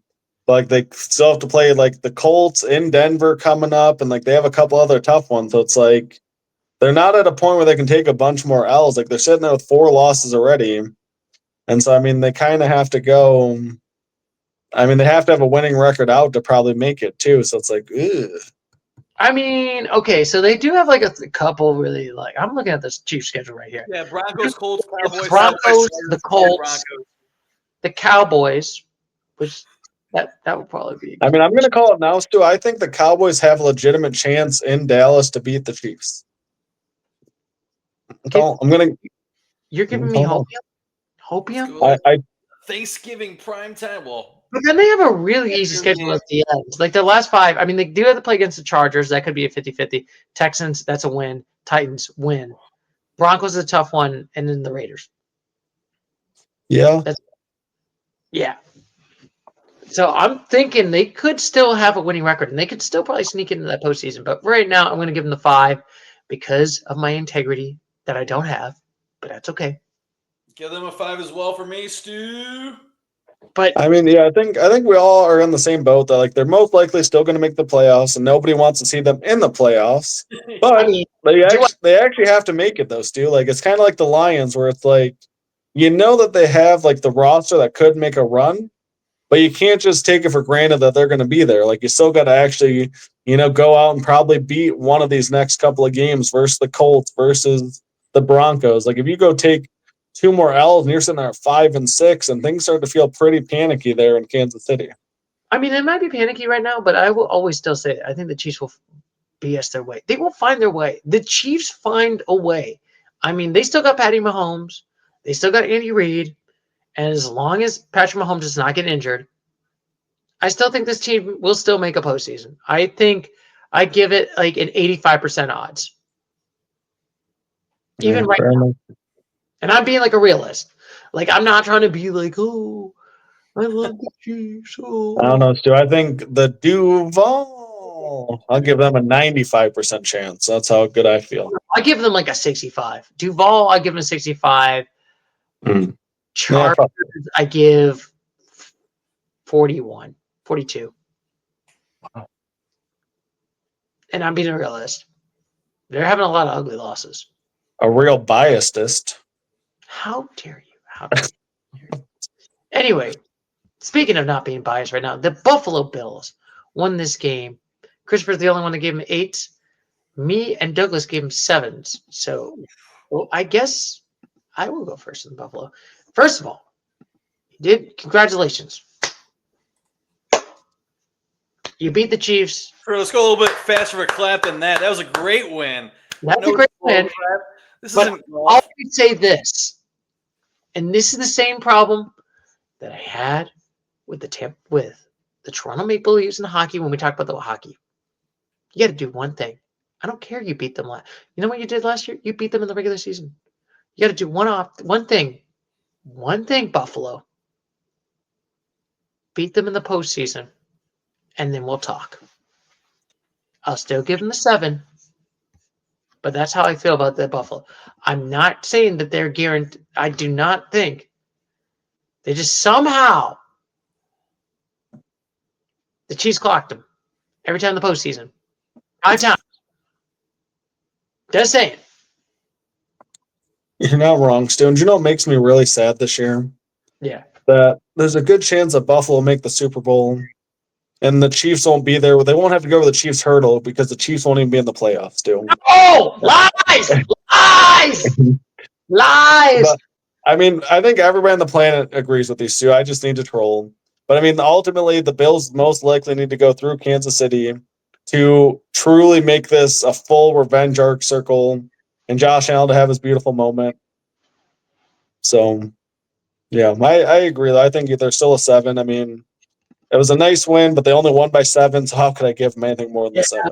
I mean, if there was like they beat them by like 20 or like 25, let's just say it was like 20-25 or something like that, decisive win, then I'm like, okay. Then I'll be like, okay, I can actually see them beating the Chiefs. But by 7, this is giving me last year.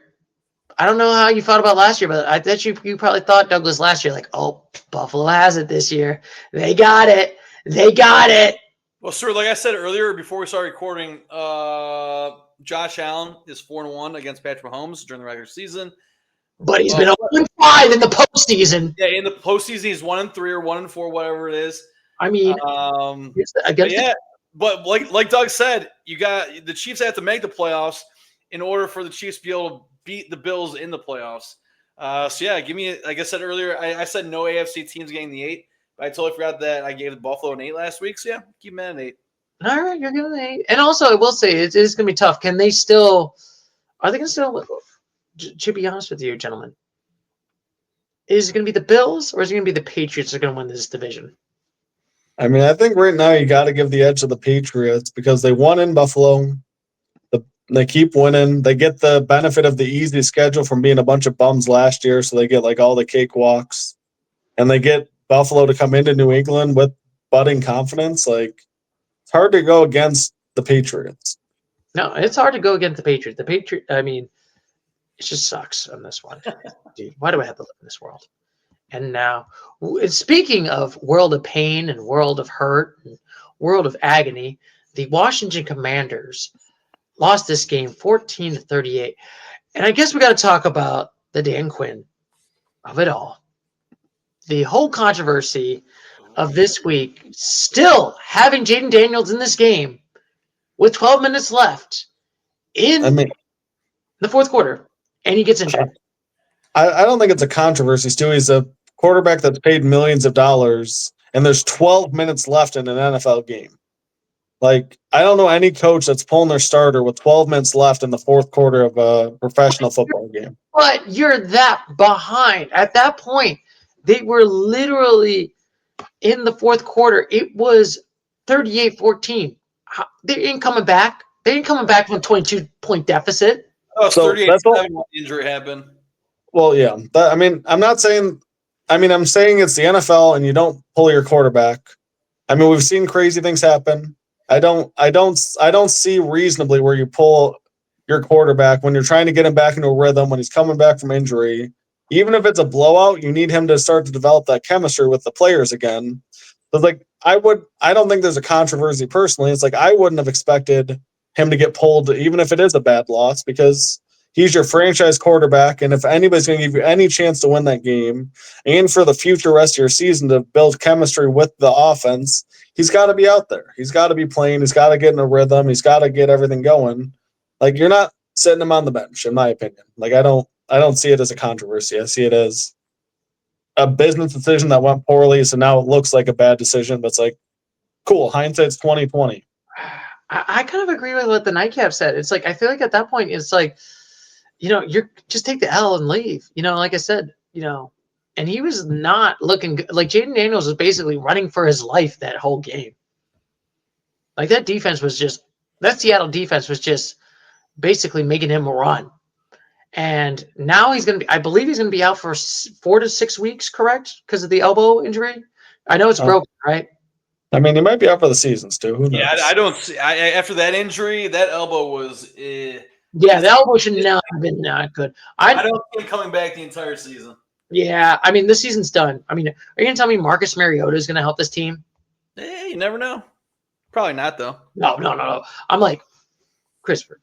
Last week we gave the Commanders 3 threes. And I'm gonna say right there. I mean, probably next week if they continue. Well, if they lose again, which I'm not sure who they're playing next week. Detroit Lions. Playing the Lions. Let's go. Oh, yeah, they're gonna get murdered. Marcus Mariota is gonna run for his life in that game. Aiden Hutchinson is gonna make Marcus Mariota run. As long as the Lions play defense, like Doug was not saying that they might not. They made our defense look like it's the freaking Chiefs like a couple years ago defense. All right. Yeah, keep them at a 3 for me. I mean, they pretty much have the same record as the Falcons. We give the Falcons a 3, so I'm comfortable with that. This will keep going down with Marcus Mariota as a starter, though. I agree. I mean, a nice 3. I mean, yeah, I'm comfortable. I think I've got to give him the 2. Ooh. It's like, it's not looking good. If like I said, I'm assuming Jaden Daniels is going to be out for the year, but how is Marcus Mariota going to roll this team better? They're not going to help this team better. They're not. No, that's not going to happen. Like, this ship is like, we're heading to Titanic, and this ship is about to sink right now. It's heading to the treacherous waters right now. I mean, and this is a perfect example of why, when you get to the championship game, you just got to really appreciate them because it's like they might not be to another NFC championship for like another decade. Who knows? Like it might have been just 1 year. They could be back next year because Jane Daniels could come back with a bunch of great skill players. It's a tough league, man. It's a tough league. I mean, look at Joe Burrow. He went to that Super Bowl like in 2022, lost that probably. And I hate to say it, Joe Burrow's probably never going to another Super Bowl. I mean, it's still early to say that, but sure. Yeah. I mean, Dak Prescott will never go to a Super Bowl. What are we going to do about that?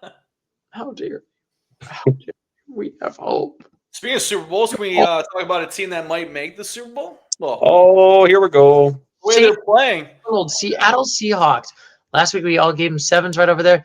They curb stomped the Commanders, granted, and made Gene Daniels run for his life. At one point in the second quarter, they scored 24 points. Yeah, man. I mean, I'm personally, this is the team. I'm going to go to an 8. Ooh. Like I think them and the Rams truly are like at this moment the best two teams. Like they are playing all around amazing football. Like their defense is great. Mike McDonald knows how to coach defense. He was the defensive coordinator for the Wolverines not too long ago. He knows what he's doing on the defensive side. Now, like Sam Darnold, Smith and Jigba, Chris mentioned that they got Shaheed. They got some players now too on offense. Like I don't know, man. I don't want to see this team anywhere near the playoffs. Like they're fantastic. Are you talking about playoffs? Playoffs? I mean, playoffs is the minimum. We're talking Super Bowl potential here, Stu. We're talking legit squad here. I mean, it's still a murderer's row. I mean, I still say that NFC West is still, besides the Cardinals, is still like a murderer's row right over here.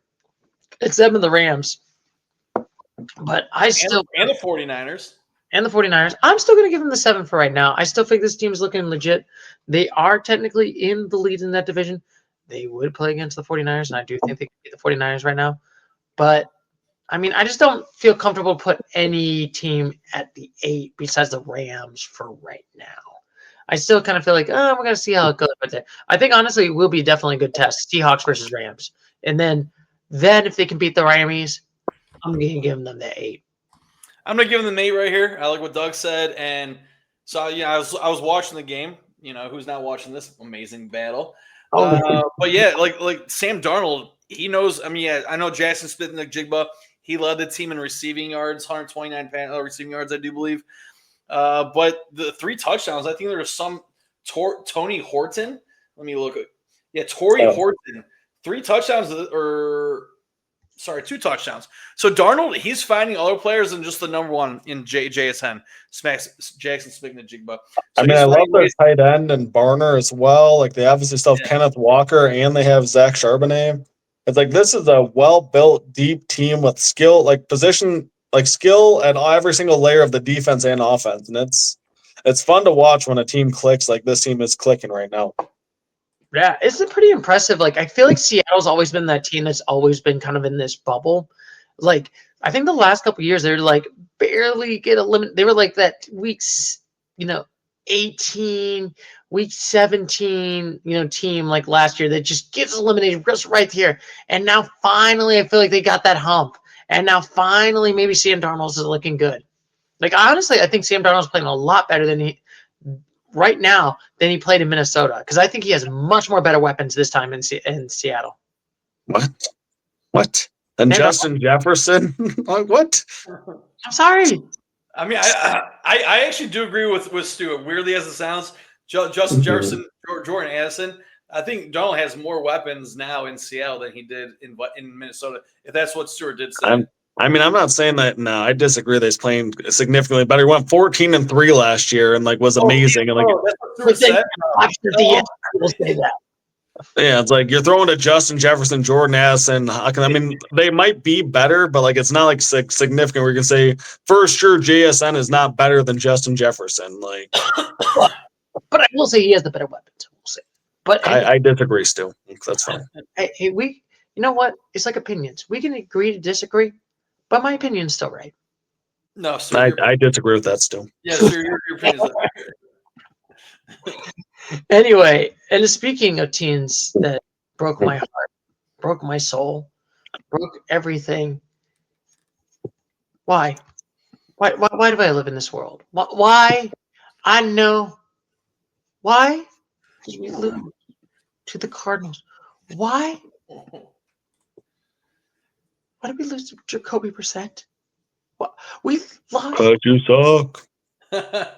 We literally lost to a guy who's not the starter. He's a starter now because he beat the Cowboys. Yeah. Awful. And I think Tyler's on the IR, so heck yeah, here we go. Cowboys losing to another team named after a bird. Man. No, I feel miserable. This is like, why? I feel pain. Is this what it feels like, Chris, as a Browns fan? No, sir, I don't react like this. I don't know what to do. Like, Stu, the thing that shocks me the most. Here's the thing that shocks me the most, Stu. Like, how the fuck are you not used to this by now? Like, why is it this giant dramatic soapbox every week when you guys have sucked consistently for like 2 fucking decades? Like, why is it this dramatic every week? how we literally Prescott, and we're wasting this man's career, just like we wasted Romo's career. Dude, why didn't you guys bench Dak in the fourth quarter? Like, you guys were just getting destroyed and the offense wasn't doing anything. Because maybe Dak should have broke his elbow like Jake Daniels. They could have put Cooper. Was it Cooper? No, not Cooper. Cooper Rush plays for the Ravens. Who's the backup quarterback now for the Cowboys? Stu, that's your question. You're the big fan. I mean, there's a part of me that I'm just like, should we just blow up this team? No, okay. All right. Yeah, there's a chance, Stu. There's a chance. Oh, Joe Milton from Alabama. That's who the backup. Oh yeah, Joe Milton. Put him in. Put Milton in. Okay. Last week, I gave the Dallas Cowboys all threes. We all gave them all threes. This team has broken my heart, has broken my soul right now. This offense looked atrocious. The defense, don't get me started. Like, I think we honestly need to have a missing persons report on how this defense is doing. Like, it's us and the Bengals are the worst defense in all of America right now. You're not wrong.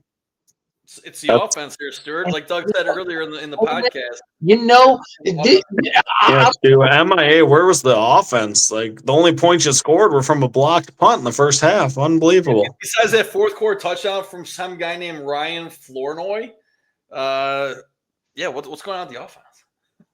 Offense is atrocious. I know we got a bye week next week, but still, how are we going to do well?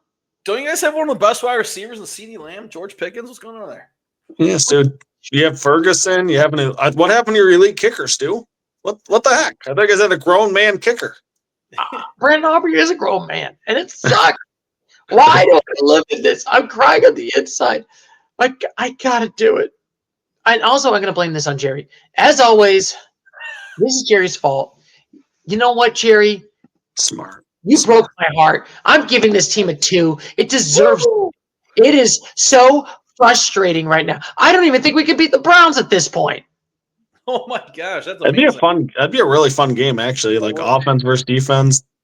Like Dylan Gabriel would look like an MVP. Be amazing. I'm not sure. Yeah, and then you guys wouldn't have much of a rush game because we have one of the best rush defenses in the league as the Browns do. That'd be interesting. Okay, think of like we might get the best, but also, why did we get rid of Micah Parsons and all this? And all this? Because Jerry Jones is colluding with the Packers. He does not care. I will literally say this: we are not going to win a Super Bowl until that man dies. Oh, geez, Stuart! Wow. I'm sorry I have to be morbid, but I'm speaking facts. What has this man done since '97? That sucks. Do the Cowboys, Stu? It seems like ever since he came owner, the Cowboys just haven't been playoff related or going deep in the playoffs. We did win 3 Super Bowl. I'm sorry. We did win 3 Super Bowls with Jimmy. Brandon, wasn't that because of Jimmy, Stu? That was nothing. We're talking about Jerry Jones here. 97. You said he came in, started owning the team. He owned it in 89. Yeah, 89 he owned the team. So he did win 3 Lombardis, but still. Wait, Jerry, no, you said 97. Now you're saying 89. I should just look this up on my free time. It's 89. Yeah. It was 89. Gotcha. And then the first thing he did was he fired out Tom Landry. And then he put in Jimmy Johnson. And then that's the dynasty. And then Jerry basically had a big ego and basically said to Jimmy, I can have 30 other coaches that win me Super Bowls, and fired him after 2 back-to-back Lombardis. 2 Lombardis in a row. And then the next coach came in and won one, right? So he probably felt like a mad genius there for a second. But Barry Switzer, literally, you would have coached that team, Douglas, and you would have won a Lombardi. You know, it's possible, Stu. It's possible. I just won a national title in NCAA football 26. I'm sure I could have done it. Yeah, and you were 3 at the time. You could have coached the team and won it. If you had Mike Gaga, give it to Emmitt Smith. Yeah. But anyway, Christopher, what do you think about this team? Honestly, this team. I'm going to keep them at a 3 just because. Why do you give this team a 3? They deserve a 2. Hey, sir, this might be a fluke game. I mean, their offense has been putting up numbers left and right. So, like I said with the Packers, like I said with the Lions, maybe it was a fluke game. I'll give your team the benefit of the doubt. I can't give them the benefit of the doubt is like a one-time exclusion, but like, didn't they have a terrible offensive week the week before too? Like, I feel like Dak was MVP status, and then he had like a dud week last week, and then he's had a second. They played the Broncos and they scored 24 on the Broncos. They still lost by 20 though. I like it too a lot here. Like the defense is among the worst in the league. The offense is kind of stalling out just a touch. It's like, where are they going to win games here? Like I don't know many teams that they would beat right now with this combination. I mean, if you're losing at home to the 2-5 Cardinals, like who are you beating? Would they beat the Dolphins? Would they beat the Raiders? Because is that it? That too. Yeah, maybe the Dolphins, Browns. I don't know. Yeah, I mean, they maybe beat the Saints. I don't know. Maybe Tyler Shaw would look like an MVP. Who knows? That's why I gave the Cowboys a 3 because I still think they could beat the Dolphins. Dolphins are gutter trash. Who else would you give it to? We gave it to the Giants. That'd be an interesting matchup. I'll say that one already went to overtime once this year. Like, I don't know. Like, would they beat the Giants? I don't know. I like a 2 here a lot, Stu. I agree. And not just because I'm a hater, but I truly think the product on the field is not worthy of more than a 2. It's atrocious. They did beat the Giants week 2, 40 to 37. Their offense was clicking then. One person is the reason why we're 2, and it's Jerry Jones. I don't know. So I didn't see Jerry Jones out there scoring 0 points in offense in the first half. Jones put Stu, Jerry Jones scored as many points as Dak Prescott did in the first half. Unbelievable. Jerry Jones literally put this team out and literally said, and last year said all in, which all in meant nothing. Nothing. He ran to Micah Parsons. That's what he meant by all into the other teams. I was going to say, so that's like a game of poker, right, Stu? So he went all in, and then he lost the pot, and the whole pot went to the Packers. Yeah. So right now the Packers are all in with Micah Parsons, and the Cowboys are left kind of trying to collect their chips and get out of there with some scraps. Sure, I hope you can still sleep good tonight. I'm rage sleeping. That's not a good way to sleep, Stu. Go to sleep happy. Find your Zen place. Put on some 1997 footage and just really find the happy zone. Go back to 1989, search on YouTube and see. Yes, Stu. I'll send my VHH player over for you, and you can put on some old Cowboys footage. Yeah. Reel back the film, boys. The Cardinals. Why do I live in this world? Why? Stu, I watched the game here right next to the stadium for the Cardinals, and it was pretty fun. Like we had a great time. Like I don't know what you're talking about with living in this world. I lived in a great world on Monday night. It was awesome. I literally wanted to take antidepressants after this game. Oh, I couldn't be happier, Stu. It was unbelievable. Amazing that night. I could barely sleep I was so excited. Oh, I had rage nightmares. I'm like, my God, what am I? We lost to the Cardinals? What? Oh, at least we got the Buckeyes. But no, I want the Cowboys to do well. Speaking of Cowboys, there's a Cowboy who plays on the Arizona Cardinals. Of choose. So we'll start with you, Christopher. What are you giving this Cardinals team? I like what Jacoby Brissett did. It looks like there's a new I guess it looks like the offense was reborn. A touchdown to Marvin Harrison, touchdown to Trey McBride, and you get a touchdown, and you get a touchdown. So maybe Jacoby Brissett, it's the answer. I'm going to go bump him up from a 2 to 3. That might not last too long. since they play in Seattle this upcoming week. But yeah, Jacoby Brissett Yeah. looked like I said, reborn as the Arizona Cardinals offense, thanks to Jacoby Brissett. I mean, I like what Chris said. I mean, I do think that this offense is better set for Brissett's skill set. I like the 3 as well because I just unfortunately think Kyler's just not the answer here, and like I think they need to rebuild because like there's potential here, and like Brissett makes you realize that the team does have something building. It's kind of like the Daniel Jones and the Colts thing, where it's like there's a lot of potential on the whole team, but like Anthony Richardson wasn't the guy.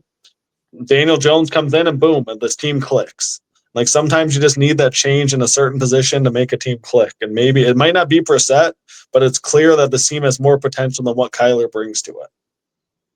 Yeah, I think they're looking good. They had a good one. We'll see how Jacoby Brissett is going to look in the next couple of games. But well, I think the hard thing, about the Cardinals too, is I saw this stat and I was fascinated by it because watching some of their games, I feel it. They were like one of the best teams through 3 quarters in the NFL, but they're by far the worst fourth quarter point differential team. They're like negative 40 points. Like they lost the Titans when they were up 20 or so in the fourth quarter. Like if they can just figure out how to finish games, like this team has 3 quarters worth of good play and 1 terrible quarter consistently. And they just they choked, but they were up by 11 on the Packers. They lost. They were up, I think, by 10 plus on the Patriots and they lost. And like if they could just finish these games that they built leads in, we're talking about a playoff team. But instead we're talking about a team that chokes. And finally put together a complete game. Yeah. So I'll give them 3.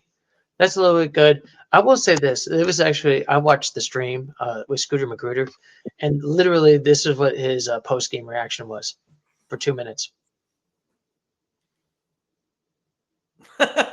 Yes. That's literally, yes, the whole 2 minutes. Just staying.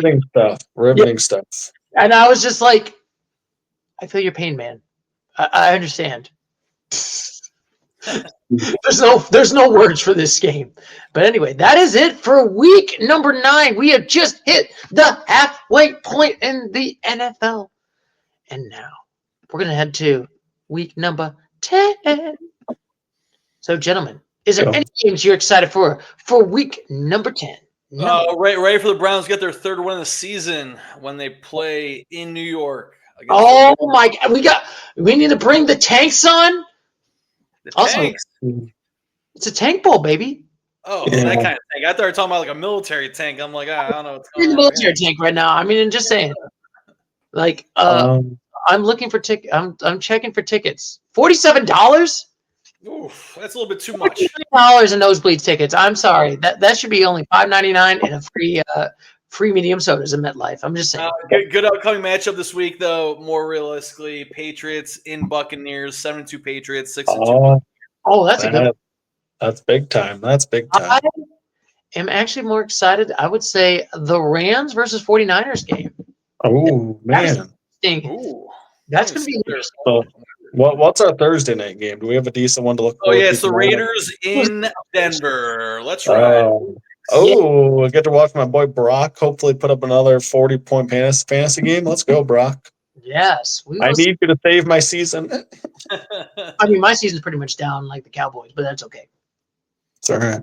It's okay. I would rather the Cowboys win than my fantasy season win. Ooh, I don't know about that. I'm just saying. And every time I will always want my boys to win over fantasy football. I'm just saying. But yeah, gentlemen, do you have any final thoughts on this week's NFL? No siree. No. This is how I feel about my team. But we're not going to sit here in 2 minutes of silence, so we know how I feel. We're not going to do 2 minutes. Yeah, I get the point with the 10 seconds of awkward pause, too. That was fantastic. Yeah, well, that's pretty much it for this week. So next week, we are going to get to the halfway point, and we're going to go to week number 10 for NFL stock options. So we're going to see who's going to go up, who's going to go down, and who will not disappoint me because my Cowboys are in the bye week. So as always, gentlemen, I want to catch you later, Mr. Gator. So as always, take care. Bye-bye.